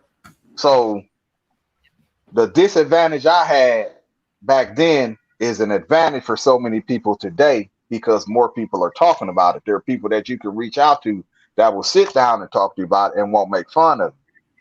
I didn't Yeah. have that back in 81. So I had to deal with all of that by myself. And I do know this. When you see one up close, your mind snaps a little bit. I don't know if that's a door flying open and slamming against that wall in your head, but I know it's not one closing. But your mind snaps a little bit because when you see how they move and how big they are, and then your mind adds into what they are capable of because they're so big. I just want to know one thing. Now, I just want to know one thing. If you remove God from that equation about the Nephilim, what niche do they fit in nature? If you remove the spiritual away from the conversation altogether, and we're just talking about a natural creature, what niche do they fit? Are they to control Sasquatch numbers? Are they control rake numbers? Are they to control these guys that go out in the woods and plant these marijuana fields? What is the purpose? They've been here for so long. And maybe one day somebody will give. I'm pretty sure there's a 3-letter agency that knows the answer to these questions. Well, yeah. We won't get it, not anytime soon, but I would really want to know, if you remove God from the equation, what is their purpose here? What niche do they feel? And that's I mean, it's hard for me to form exactly what I want to say when it comes to that, because number one, a lot of people always throw the Nephilim in there. They throw the fallen angel aspect. Well, I won't say always, but that is a big thought process when it comes to what Bigfoot is, or what, any creature that has to do with size or a supernatural kind of aspect out there that's any somewhat humanoid. When it comes to cryptids, a lot of people think that Bigfoot are Nephilim. The only thing that I have that I can honestly say, I mean, number one, no, I don't believe along those lines, but that's me. That's my opinion. But if you are a spiritual person and you do follow the Bible, you go by, Christianity and whatnot, the Nephilim were, I mean, that's one main reason why God flooded the earth, why we have Noah on the ark, was because of the Nephilim. When the fallen angels bred with humans and whatnot, and they were so corrupt, he wanted to wipe them out of the earth, off the earth. So, that's one reason why I pushed that aside. It's so strange because, like, people ask me, as a Christian, how can you justify your belief, or what is it that you do think of Bigfoot or Sasquatch? And I'm saying, well, I do think they are God made flesh and blood beings, because I mean, you had Goliath, you had giants, and then you have Esau, who was born covered in red hair, like a sackcloth. And then you get down to the Dogman, which honestly, I mean, you call me crazy, and especially after what you've been through, where and I can tell, it still has its hold on you, because you've got that conviction. It's got a grip on you, and I'm not saying that's a bad thing, because when you are presented with these things, in life, people have different kind of reactions and ways to dealing with it. When I say I'd love to experience a Dogman, I don't mean like, oh yes, but I really want to see one. I want to. I just the same way I did with a Sasquatch. But the reason why is because I want to see and feel, I mean, does it have that just animal kind of presence? Does it have that kind of just evil presence? Is it demonic? What kind of vibe would I get off of it? And from everything that you've described and said,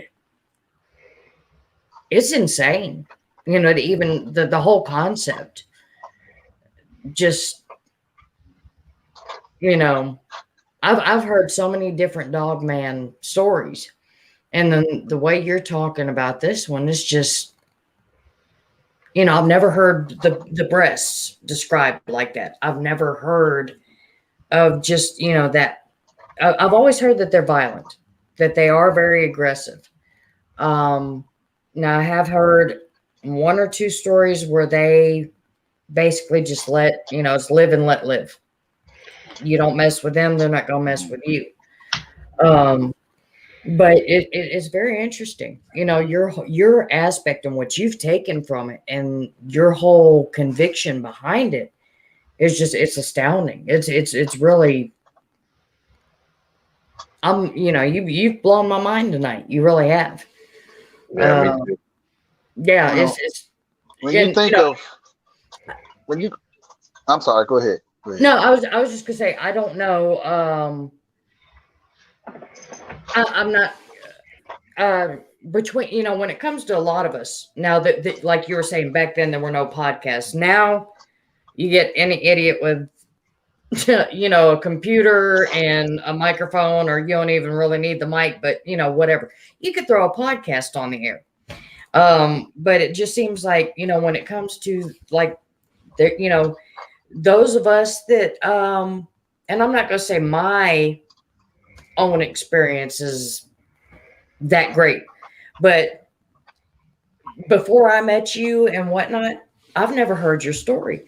But Christy, she jumped right on it, and she was like, "Is this the guy that that had his sighting or his experience in Metairie?"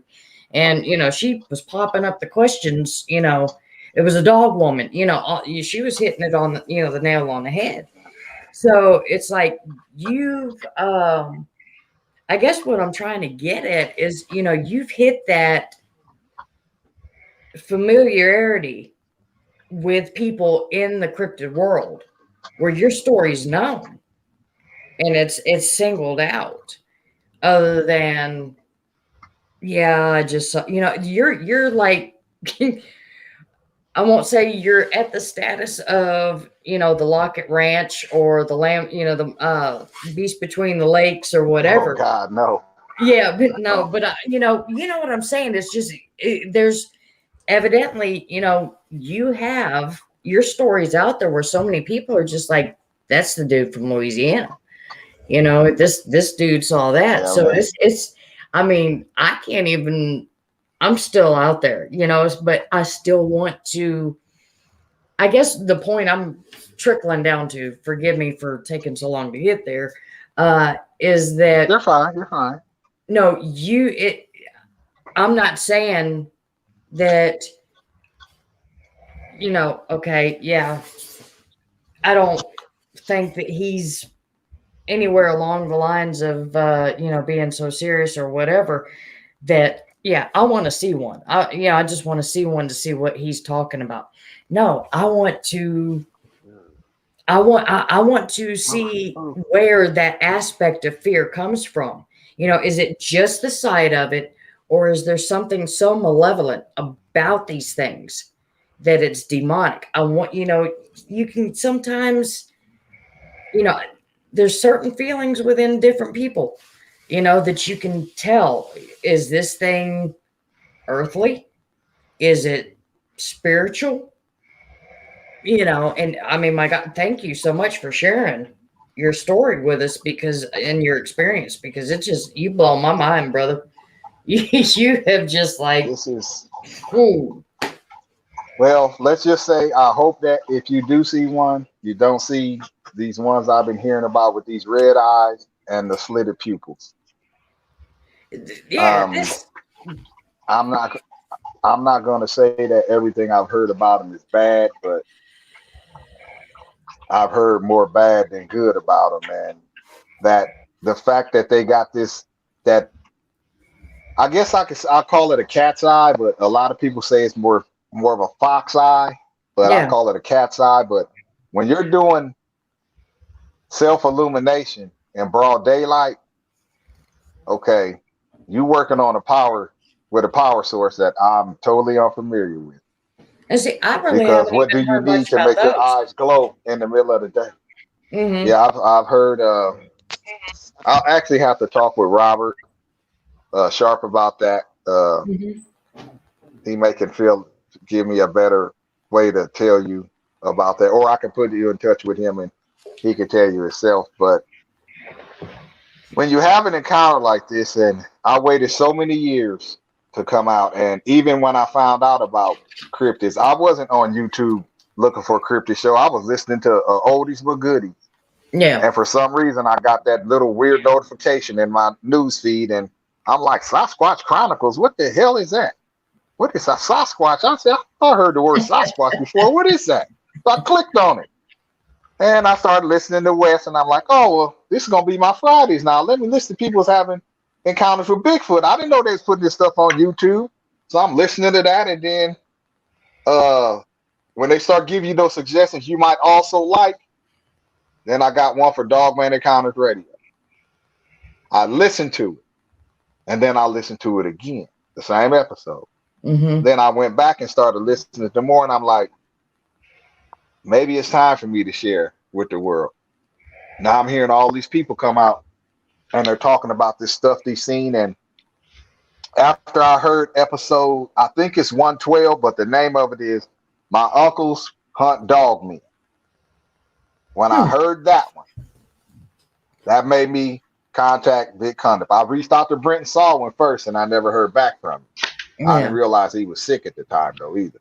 But Vic reached back out to me, and we talked about 3 days, and then he asked me if I wanted to come on the show, and I said, well, yeah, I think that I have some stuff that could possibly benefit the world about these things, and I did my encounter. But since I did that, I've had a great outpouring of love and support, and I appreciate that from everybody that gave it to me, regardless of whose show I was on. I really appreciate that. Yeah. But I did have a couple of instances of where I ran into some Weisenheimers, and they were like, I'm calling BS on that. Why didn't you go back and check on Herman? And I'm like, if you listen to my encounter, I clearly say I would have went back to check on Herman, but I did not have what it took. I got out of that situation with my hindquarters intact. Do you actually think I'm going to go back to that area to find out about a guy that I met the night before and only knew for 5 hours? I thought I did what I was supposed to do when I didn't run off and leave him.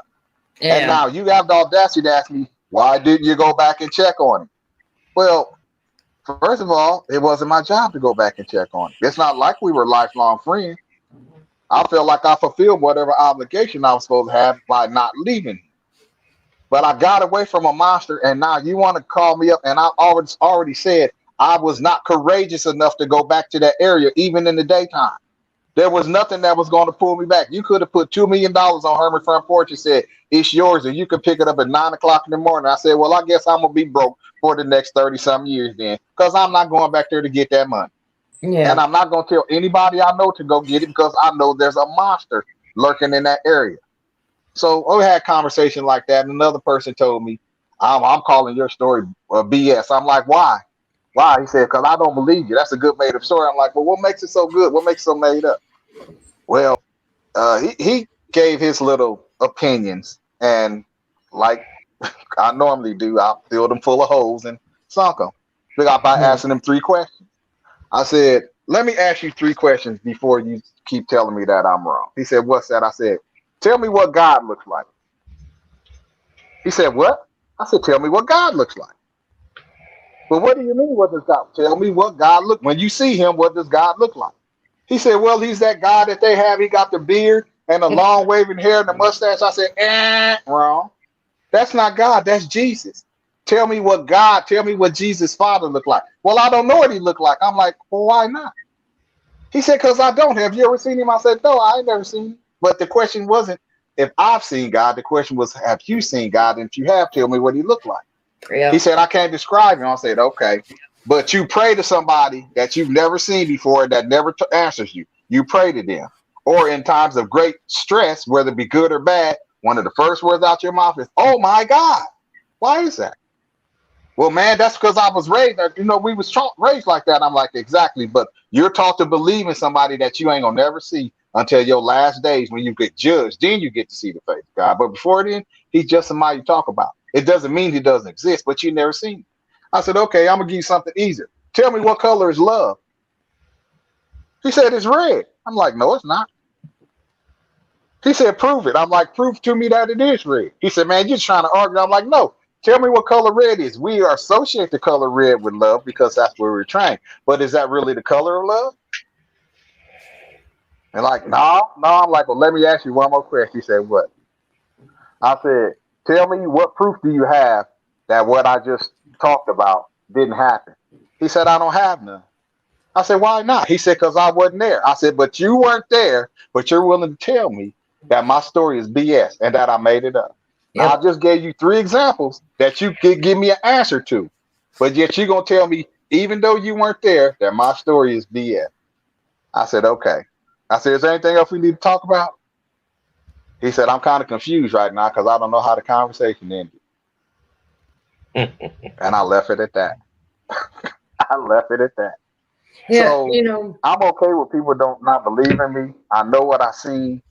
If one of those guys reaches out to me by hearing one of these shows I'm on, or if one of their friends and tells them, if one of them reach out, not that I need it, but to verify what I said, I'll never share my encounter again.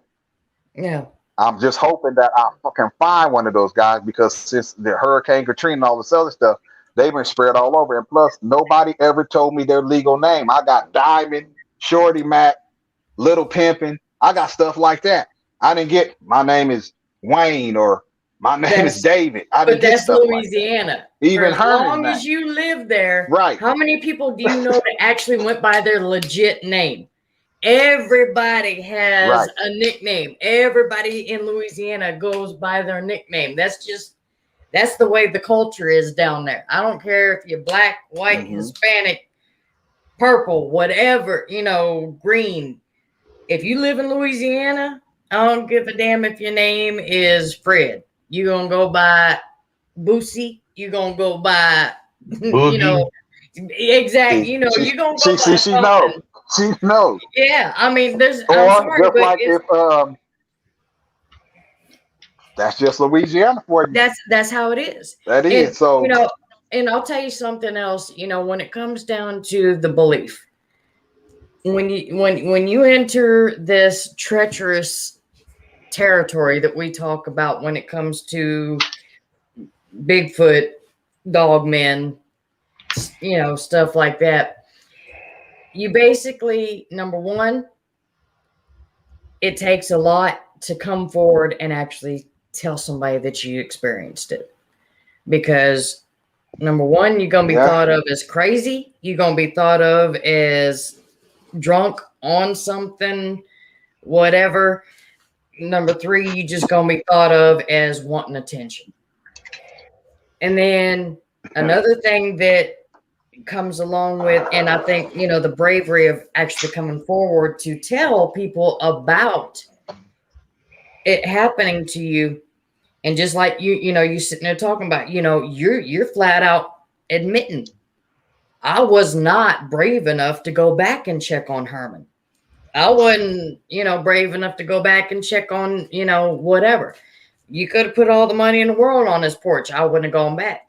But also, there's very few, if you notice, when it goes hand in hand, there's very few people that will come forward and admit they had a sighting or an experience where it was up close and personal and actually had a, I guess you could say, evacuated their bowels, their bladder, where they actually messed their pants. You have very few people that will own up to something like that. And when they turn around and sit there and say, hey, man, I saw this happened, and I pissed my pants or I shit my pants literally. That's something that, there's that little trail of it takes so much to come forward.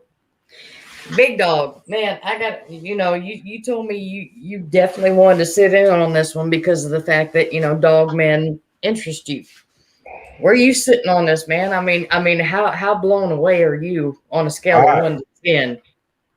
Man, I was at the edge of my seat. I mean, I never heard the story before. She just sent me a message, say, "Hey, I want you to sit in. There's a guy that's had a Dogman experience," and I was like, "Okay, I'm always interested in that." And but I'll tell you straight up, I do not want to see one. I don't want anything to do with one. That's just me. But yeah, I'd like to see one again under the right circumstances. At a distance, right? Not 10 feet away. maybe at a zoo or something. No, I have to be sitting in a tank. I have to be sitting in a tank. A tank. That's Yeah. that's the only time I want to see one. Now, I'm not saying I would shoot it. I'm not saying I would shoot it. I'm not saying that, but I want to know that I will be able to roll out of there if need be, and I ain't got to worry about cars in my way, trees in my way. I'm rolling over everything because I'm on my way out of town. I'm saying that right now. Well, if you want to experience another one, go back down to Louisiana and get back with that boot camp clique. Get in the boot camp clique, then you'll have a tank. You'd be like Master P with a tank in your yard. Oh. Nah. Yeah, and that's probably what I'll be saying while I'm running too. Oh, another one. Oh. You're probably right. No. I'm supposed to be going down to Taylor, Mississippi sometime this year. I'm not planning on staying. I'm going to talk to some people just to get some generations of encounters and possibly what could be going on down there. That's all I'm going for. But trust me, by 5 o'clock, you're gonna be out. I'll be in town at a hotel. Have you actually spoken to anybody from around there? Or that has been there and had I have spoken with a lady that's been living there since 1957. Damn. Okay. She's been living there, and she said she's been seeing and hearing about them since she was early enough she can remember her first words and walking. Being told they can't go outside after dark if they have to go to the restroom, which meant that they have to go out to the outhouse. Yeah. Wake up somebody, preferably 2 people. Somebody got to stand out there with a shotgun. Another person got to stand right next to the outhouse till you get done with a weapon. Walk them back to the house. She says that she wants me to interview her live, but her health is declining right now. Okay. She's not sure if she had COVID or not. She thinks she contracted from one of her grandchildren, but I told her I would love to have her on, and she asked me to come down. She said, "You can come down. Y'all can stay right here if you want to see some Dogmen." She said, "I can tell you the time of year to come in. I can point out where part of the yard they'll be crossing, all of that stuff." And I'm like, "But I just want to talk to you. I don't need to be there and see one." She's like, "Oh, well, baby, you ain't seen one before?" I said, "Yes, ma'am, I have." She said, "Oh, okay. So you don't need to see one again." I'm like, no, I don't need to see one. I just want to hear about people's encounters. So she was supposed to have been talking with her neighbors to kind of pave the way for me to come down and talk to them. That's what I was going to say. Cause I mean, you'd put it, on your page when you put that post up, asking for, anybody that may want to join you. And I mean, Taylor's 3 hours away from me. And I had already been speaking to, there's a member of my group that's actually, he's one of my admins.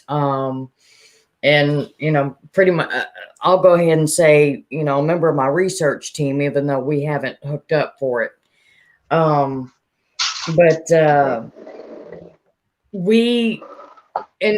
heard that people are very standoffish because, for anybody that may watch this, That is Taylor, Mississippi, is where the siege of Lockett Ranch comes from, which is a big Dogman story. And I have heard that people there do not welcome it. They don't want people come poking around. Either they're, you hear varying stories, I guess you could say. They either say they're sick of it because it never happened, or they just want to let it be. They don't want people poking the bear, so to speak. But no, I mean, whenever you shoot, whenever you're coming over, let me know. I will meet you there. Like I said, it ain't but 3 hours away. And me and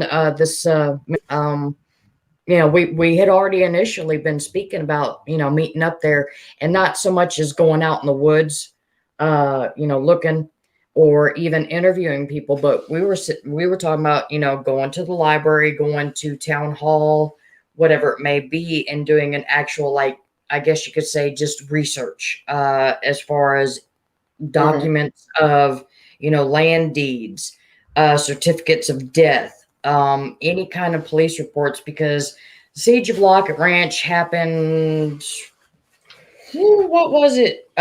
Big Dog, 48? From 46 to 48, I believe it was. And, a lot of us have heard this from, was it Dark Waters? Yeah. And he is an awesome storyteller. So you could take total bullshit and you could take the truth as it is, so help me God, put your hand on the Bible, whatever it may be, and you put it in Dark Water's hands. This man could tell a story and you never know the difference. I mean, he's that good. So, I'm telling you, man, like, just Google, go on YouTube and look it up. And that's the first thing, just the siege at Lockett Ranch, and it's Lockett. And it's what, an hour long? Maybe it might even be 2 hours long, one way or the other. I mean, you sit there and you listen to this thing and it blows your mind. But yeah, it's very intriguing, and you don't want to go stomping through people's property or whatever. So, that's why we had spoken about doing a document search and, finding any kind of something that lines up. You don't want to piss the residents off. Because they live there. But you don't want to cause problems for them either by going out and getting the ruckus started out in the woods, and then you get to leave and go home, and they got to bear the brunt of your actions. Exactly. So I don't want to do anything like that. I'm pretty sure things are already bad enough as they are down there. You would think that they would want to have help, but sometimes with help they bring more problems with it. And for example, if black SUVs start showing up, they might go out there and get some, but we're talking about generations. Oh God, Dogman being able to breed and hang out in that area. So what kind of numbers are we talking about? Yeah, and this supposedly from the siege at Lockett Ranch story, it goes back to the Choctaw and why is it not coming to my mind? The other tribe. God help me out, big dog. Google it. There were two tribes basically that not the Sioux, not the Blackfeet. No, it was another C. Cherokee? Cherokee? Chippewa. Chippewa, thank you. It was Chippewa and Choctaw that basically there was they were fighting over the area, and basically there was, a party, a hunting party that went out to a Sasquatch burial ground and went back and I think it took 4 attempts or something, and they dug around, finally came back with a skull of a Sasquatch to that area to draw the Sasquatch in because their hunting was impeded by the Dogman. It was coming in on their whole their lifestyle, anything, it was coming in on their just where they lived and whatnot. And so they thought that maybe Sasquatch would run the Dogmen out. They started this war between the Dogmen and Sasquatch in this area. And then the Sasquatch wound up also turning on the tribesmen, in the middle of this. And then, there's a whole big story and backstory to it. So this is going back to, the indigenous people and their tales of it. Wow. And I can't remember if that's actually in Dark Waters or if I read that as something that was attached on Yeah, that was part of to it. the legend. Yeah. But it's insane. It really gets your mind going and whatnot. But yeah, shoot, if you shoot out there anytime soon, because all I got, Jeff is I think he's 90 miles away. He's in Mississippi. But yeah, me and him talked about meeting up and just doing that, like I said, document search and checking out for, the actual a record of events that were documented and officiated, I guess, and vetted. So I won't say vetted. We're going to vet the situation and the facts behind it or whatnot, is what we had been talking about for a while. So yeah, there's 2 of us that would, gladly join you, and most definitely we want to go about it respectfully. That's 2 main things, my top 2 when it comes to somebody that contacts me about wanting something investigated, or if they've had something happen, or if it's just an area I'm interested in, like we're talking about. Confidentiality and respect. Those are the 2 main things that come into an investigation. So, but yeah, hell yeah, I'd love to meet up with you and do something like that. Because that sounds like a plan. Move, Conan, move. Yeah, I definitely. Sorry, Come on, to big my dog. dog. You gonna come up from Texas? Yeah. Whenever I get Heck, some time, he ain't got to go nowhere. All he got to do is go to East Texas. Yeah. Down to Jurassic Park. Oh, you know about that, huh? Wait. I heard about that area. You go down there, and Wes and his brother, I can't think of his Woody. Wes and Woody were talking about they went down to this area in East Texas because somebody invited them down and told them if they want to hear, they're not gonna believe what they hear when it gets dark. Yeah, Bob, that's who it was. And so they went down, and Wes said before 2:00 in the morning, he was ready to go. Mm-hmm. He said as soon as it got dark, it sounded like feeding time at the New York Zoo. He said, I've never heard so many primate vocalizations. I was out there. Like down south by Corpus Christi, or going up to Beaumont, or up by across from Shreveport. I can't. Where's that area, big dog? Conroe. That's out there in Sam Houston National Forest. Okay. Yeah, sorry. Yeah. So there was one. Let me go out there because there's somebody I know in Conroe that I'd love to feed anything wild.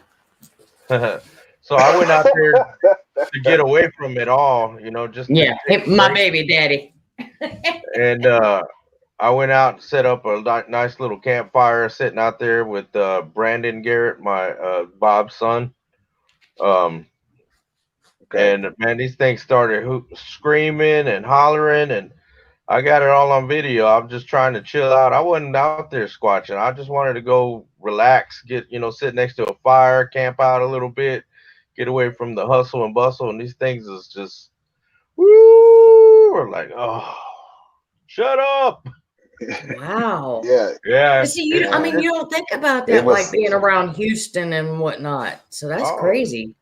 yeah. I mean, there's small towns Well, around me that I hear stuff about. You Yeah. know, I hear Bigfoot stuff. yeah. My And I cousin have, actually, go ahead. said there's a town that he drives through, and whenever he stops to get gas, all he smells is wet dog. Oh, yeah. That's all he said he ever smells is wet dog. And I'm like, well, how much time do you spend? When I talk to him tomorrow, I'll reach out to you and tell you the name of the place that he's talking about. I can't remember it right now off the top of my head, but yeah, he's a truck driver and he's been driving for a long time. And he said that's the one place I hate stopping to get gas. He said sometime I'll just roll through there and hope I make it to the next stop. I'm like, why? He's like, man, because every time I pull in that town, I just get this feeling. Mm-hmm. Now he's listened to my encounter now, so he pays a whole lot closer attention when he's driving and the areas that he's in, because he goes up to Northern California quite a bit, and he will start taking pictures of those crosswalk signs with the Bigfoot on them. He's like, man, Mhm. why you think they got this up here? I'm like, letting you know that one of them might walk across the road in front of you. He said, Yeah. well, See, what if I see one and I hit it? yeah, that Keep throws going. like something that throws the legit word to Right. it, where if they actually have a state highway sign that's saying these things could possibly, cross the road, versus Yeah. that crap that was going on with Oklahoma and then wanting to open up a hunting season for Oh, Bigfoot. I mean, that was straight up revenue. The dude, the Yeah. councilman didn't even believe in Bigfoot. I am so glad that it got shot down. That, I mean, it was just, it was nipped in the bud and whatnot, because, Yeah. I you've got don't. people that want to cash in on those of us that are, well, not even us, because people like us, we're like, nah, man, leave them alone. Don't do something stupid like that. You Yeah. got Don't. somebody I that's mean, sitting if there they're not saying, causing a problem, well, I mean, he threw out there, $25,000 bounty. And for those of us that, I'm sure, Roy, I mean, when it comes to, ask Big Dog. When it comes to, actually investing in and putting your money towards doing regular research and investigations, 25 grand that's barely a drop in the bucket for a reimbursement right. of what we spend Right. to go out and do this, and the equipment that we've spent money on, and the gas and the time. And I mean, shoot, Pat Turner, I mean, with what he's talking about as far as getting, the aerial footage, when it comes to a drone that has a FLIR on it for, the thermal, that's 12 grand right there. So, Yeah. We're these not. people are just, he says 25 grand, you're sitting there going, okay, to other people that are just like, ooh, yeah, let's go do it. No, for us, we're sitting there going, please. And not only that, but even if I could do it, I'm not going to do that. That's just not what we're about. Well, You know? some things, just the money is not worth it. I mean, I'm sure, beyond a shadow of a doubt, that somewhere in the United States, some rural place, somebody has been having encounters with Bigfoot, whether they were peaceful or aggressive, where they have DNA evidence that will prove beyond a shadow of a doubt where there be some remains from some that they had to kill some years ago that their grandfather might have had to put down because they was taking the livestock or looking in the windows or Yeah. anything. I'm pretty sure somebody's been shot some dogmen and buried them somewhere. So money doesn't rule everything, Well, but you have to put yourself above that dollar sign before you won't. Not, I put it like this: what price do you put on your peace of mind? Is it $1 million? Is it 10 million? Is it 20? All that's Yeah, gonna bring us more problems because now you got money. So your relatives are gonna be like, "Hey, I heard you got $10 million. You know, we've been trying to get that hot tub on the back of the house. Okay, well, you waited 15 years. You're gonna wait another 15 because I'm not about to finance your hot tub." yeah, Right. but But well, I mean, all even these people then, come out the woodworks. Your kids might get kidnapped or something because people know you got money. Okay, he got 10 million. I'm gonna kidnap his kids. They're gonna give me 2 million to get them back. but see, I mean, All wait, kind of problems can come with that money. you're throwing out the million there when this dude's talking about he wanted to put up 25 grand for it. Okay, there have been other Private people collector out will there give you that more than that. have put, yeah, but there are people out there that have put, those, the 6 zeros behind the Hmm. bounty. And I mean, I don't care how much you put, what kind of price tag you put on it. When it comes to, I'll put it this way: I could sit down, and I've said this before. I could sit down and have a damn cup of coffee and have the whole thing recorded and have it refuted and looked at and investigated and whatnot by every single professional, whatever, and they could say there's no way this was hoax. She actually sat down and had a cup of coffee with a damn Sasquatch. You may see that video, but you're not going to know where it was taken. And me and Big Dog were talking about this before you came on. We were talking about people that I've got an interview coming up with a gentleman that has had issues with the Men in Black. He's actually been arrested Mm. because of evidence that he's collected. I have a handful of people that I talk to on a regular basis that have had run-ins with the Men in Black. As far as I'm concerned, screw the government. Screw John Q. Public.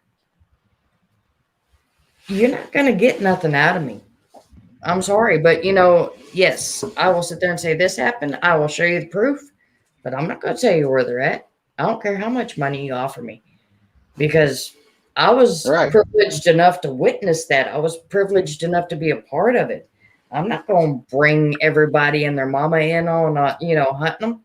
I mean, look at, Willow Creek and all that, where, Patterson Gimlin.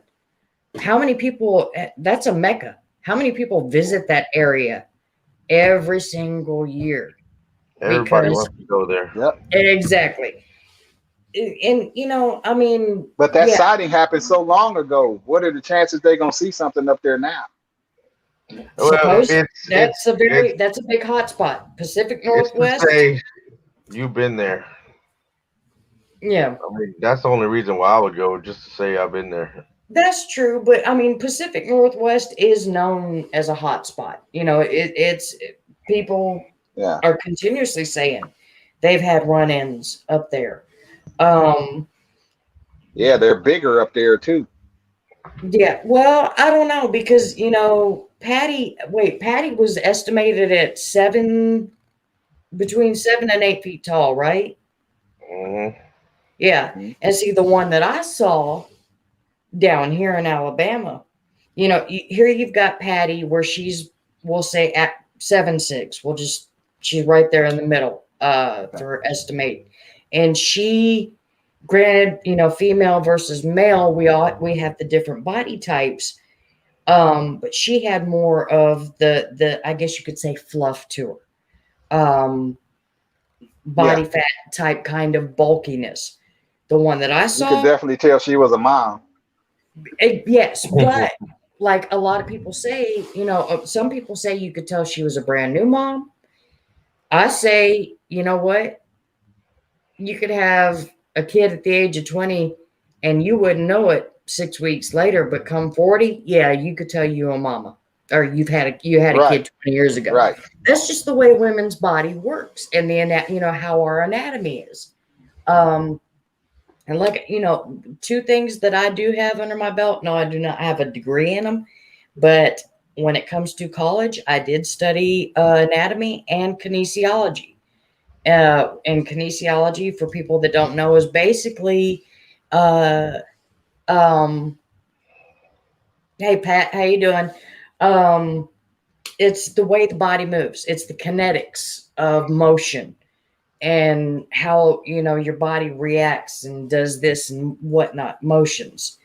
So when it comes to stuff like that, you basically have to get down to the nitty gritty of, I don't know. It's just so hard to put that pinpoint on it. But at the same time, when you step back and look at it and you go to everybody else's this and that, mine, he was 10 foot tall, at least 10 feet tall, and was built like you were talking about earlier, Roy. He was built like Arnold Schwarzenegger. He had that V shape, the broad, wide shoulders, that huge chest. And, yes, it was the middle of the night that I saw him, but there was an electrical storm going on that lit the night sky up like it was noon. And there was no trees, no brush, no bush, no nothing to obscure him from my sight. So I definitely got to look. But just the way his body. Do you think he was using the storm to approach you? No, I think he was out doing his own thing, and I just happened to look up, and because literally when I looked up and because I'm like jogging to the office, and I look up to my right and I see him about 50 yards away, and he literally was looking at me, and he did that kind of head tilt, like, what are you doing out here? It's crazy weather. And that's why, and Bigfoot was nowhere in my head. I wasn't thinking about any kind of wildlife or whatnot being out there. So, that's one thing, like you said, when the mentality of what's going through your brain while this is happening, my thought was just like, why would I even be thinking about this? Am I hallucinating? But if I'm hallucinating, what would put that in my head to say this is what I'm seeing? Right. Because I'm worried, I have my job on my brain. I've got the safety of, probably about 16, 17 kids at the time and whatnot. That was where my head was. So, it's just, there's so many different factors. And I'm keeping my fingers crossed. When you realize that a certain sequence of things have happened to bring that all into play, it's like, what in the hell? Exactly. Why at this time of night during this type of weather? I mean, let me ask you this, were there any dumpsters anywhere near where you were at? Probably about 100 yards behind me. He was 50 yards kind of in front. Well, not even in front, but kind of like at, an angle to my right. And then probably about 100 yards behind me where the drive came in and into the parking area, there was a dumpster sitting back there. But no, he was up on a ledge. I was just wondering if he might have been making his way down there. He had plenty of. When it came to our dumpster, there was very little food in it, simply because of the fact that there was only so much made for the boys during. They had to make their own meals, and it was made during each meal time. Okay. For the proportions, I want to tell you, they pretty much finished them off. Whatever we ate was what we brought in. We could not leave for to go pick something up or whatever. We had to be, our lunch breaks was pretty much spent working. So there really wasn't any kind of food that you could, so to speak, that they would go after. But as far as in that mine bowl where the camp was, deer, raccoons, rabbits, bear, there was all sorts of wildlife. Oh, okay. So, I mean, they had berries, whatever, So for an herbivore, it was basically, your regular Chinese buffet. So, whatever anywhere from some, lo mein to an egg roll, they had their choice. Right. Well, I was just wondering, just trying to figure out what his attraction to that area would it be, and especially in a storm.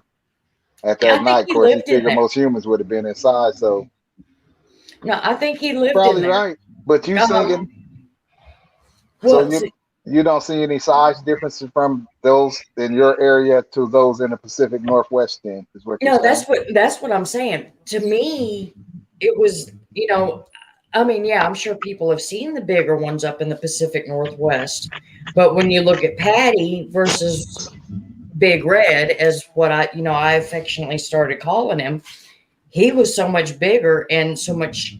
He had this cut built anatomy, this, Hmm. Hmm. in, That tone. chiseled look.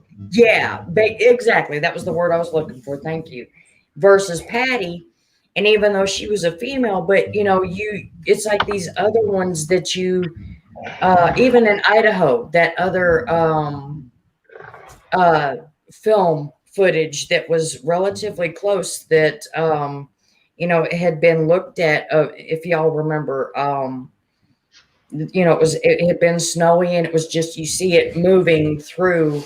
It's like there's pine trees or some kind of evergreen trees behind it, and then I don't know if y'all remember what I'm talking about. It was featured on Finding Um, Bigfoot, I believe, but it no, was go up in ahead. Idaho.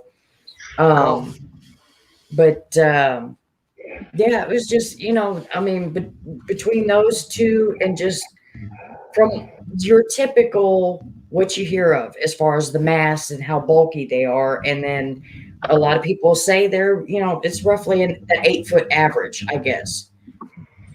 And yeah, Big Hmm. Red was the only one I've seen, so I can't tell you what an average would be around here. To me, I saw a 10 Okay, foot one. it's just okay. I just have heard that there's differences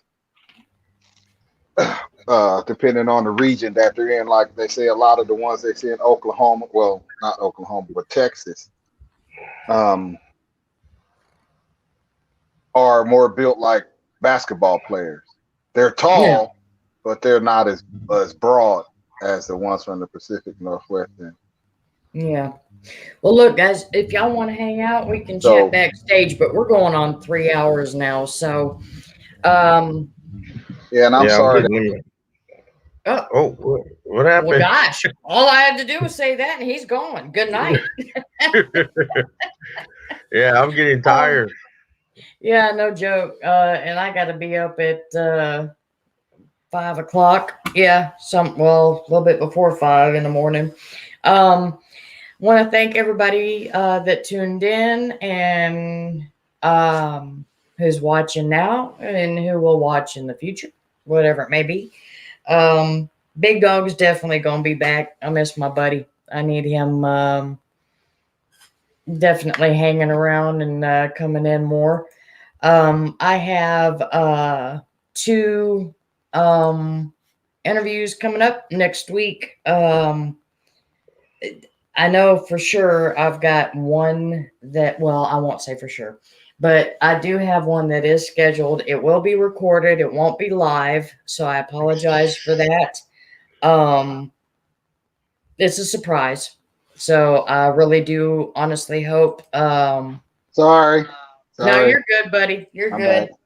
back. But yeah, once I get this one rolling and I get it posted, I'm excited. I am like big dog can tell you. He knows who it is.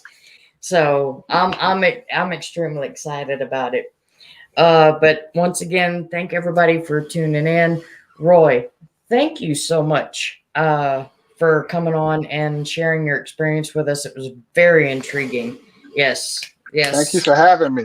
Thank you for yes. having me. I appreciate Uh, it. That was and really, really interesting. yeah, yes, and I hope we Uh, can I hook up. came in late, so I kind of cut it down some. I came in late, but if you want to hear it, you can the full encounter. You can listen to it on Dogman Encounters Radio. It's episode 257 and 266 is when I found out what happened to Herman.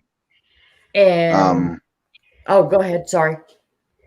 I was just gonna say it's been a long time since I cried, and that actually brought me to tears to know how just fear can seriously handicap you.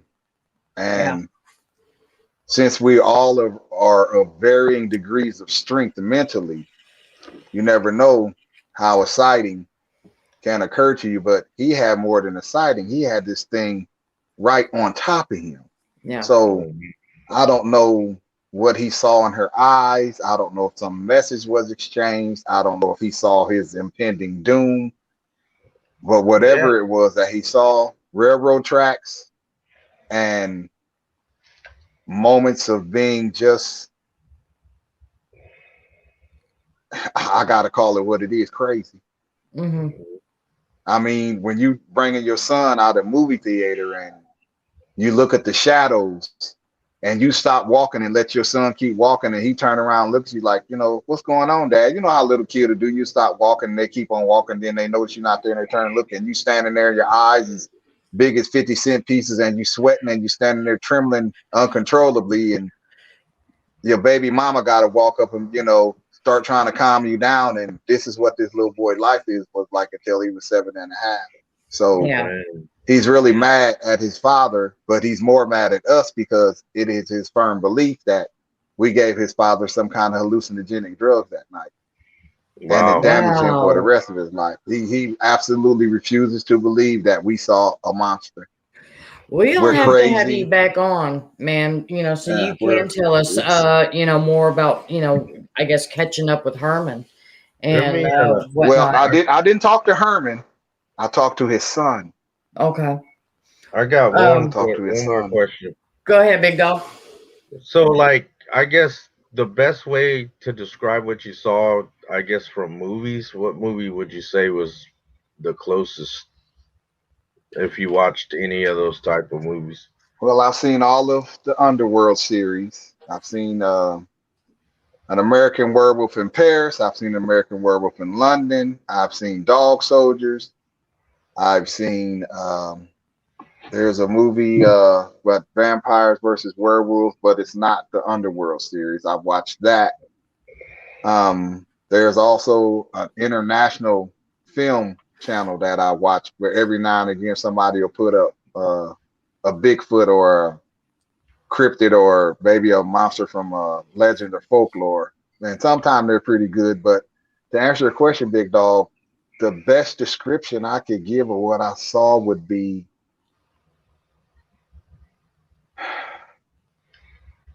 you remember the movie Cursed with Christina Ricci? Okay, that her friend that turned into the werewolf. Yep. It kind of was like that as far as bulkiness, but for sheer animal looks, I'd have to go with the black guy that turned into the werewolf in Underworld. Okay. Yeah, the big very first bald one. Dude that he was already That's will be the closest to what I've seen. You just need to add more fur and the breast. Wow. And make it a little bit bigger. That would be the closest expression. Insane. I mean, it's the teeth. I mean, if you look at just look at a close up of an African lion's teeth and look at that main canine, how big it is, and then imagine one that's 3 inches long, and a mouthful of look on the face like just a look on the face like I can eat you now. Or I can wait till later. Yep, my choice. You ain't got no say in it. Right, and it's just I've never felt that helpless before in my life. I mean, just looking at something and knowing that any physical confrontation, I'm gonna come out almost the same as if you went to the Goodwill and purchased a stuffed animal and gave it to your Rottweiler to play with. That's about how it would have went. And let's just say every morning when I wake up, first thing I do is thank God, because it is my firm belief that night he saved my life. Yep. That is my firm belief. So I know God is here and that he's good. And we, in our ignorance and vanity, decide to turn our face away from him and not receive that light. But in the end, you're going to wish you hadn't turned your back. You're gonna wish you hadn't turned your back in the end. So now that I know that he's created these other things, yeah, I like to see a Bigfoot. I like to see one. I ain't trying to shake his hand. I ain't trying to take his shoe size, none of that stuff. I just want to see him. And okay, knocking that, I have seen a Bigfoot to my resume, so I'm good. Do I want to see a Gugly, a Yeti, a sheep squatch, I have reptilian? it. I have a Nah. Yeti. All I gotta do is pull up pictures. All I gotta do is pull up some pictures of my ex-girlfriends, and I get all them cryptids right there. No, no offense. So I don't need to see none of those things at all. Man, look, yeah, like I said, and every one of your ex-girlfriends can eat my baby daddy down in Conroe. So you know what? Right, We're gonna have to hook right. them up. Oh wow, but yeah, we I'm gonna go ahead and cut us off as far as the live feed goes. Once again, thank everybody for tuning in. I am Ashley. Got my brother Big Dog and my brother Roy. Hey guys. Signing off for Central Alabama Bigfoot Research Organization's Expeditions for Answers, and we will see you guys next week. Be on the lookout for 2 really good shows next week. 2 really, really good shows. So y'all have a great night. Everybody be safe. And as always, keep rocking your squatching, guys. Good night. Good night, everybody.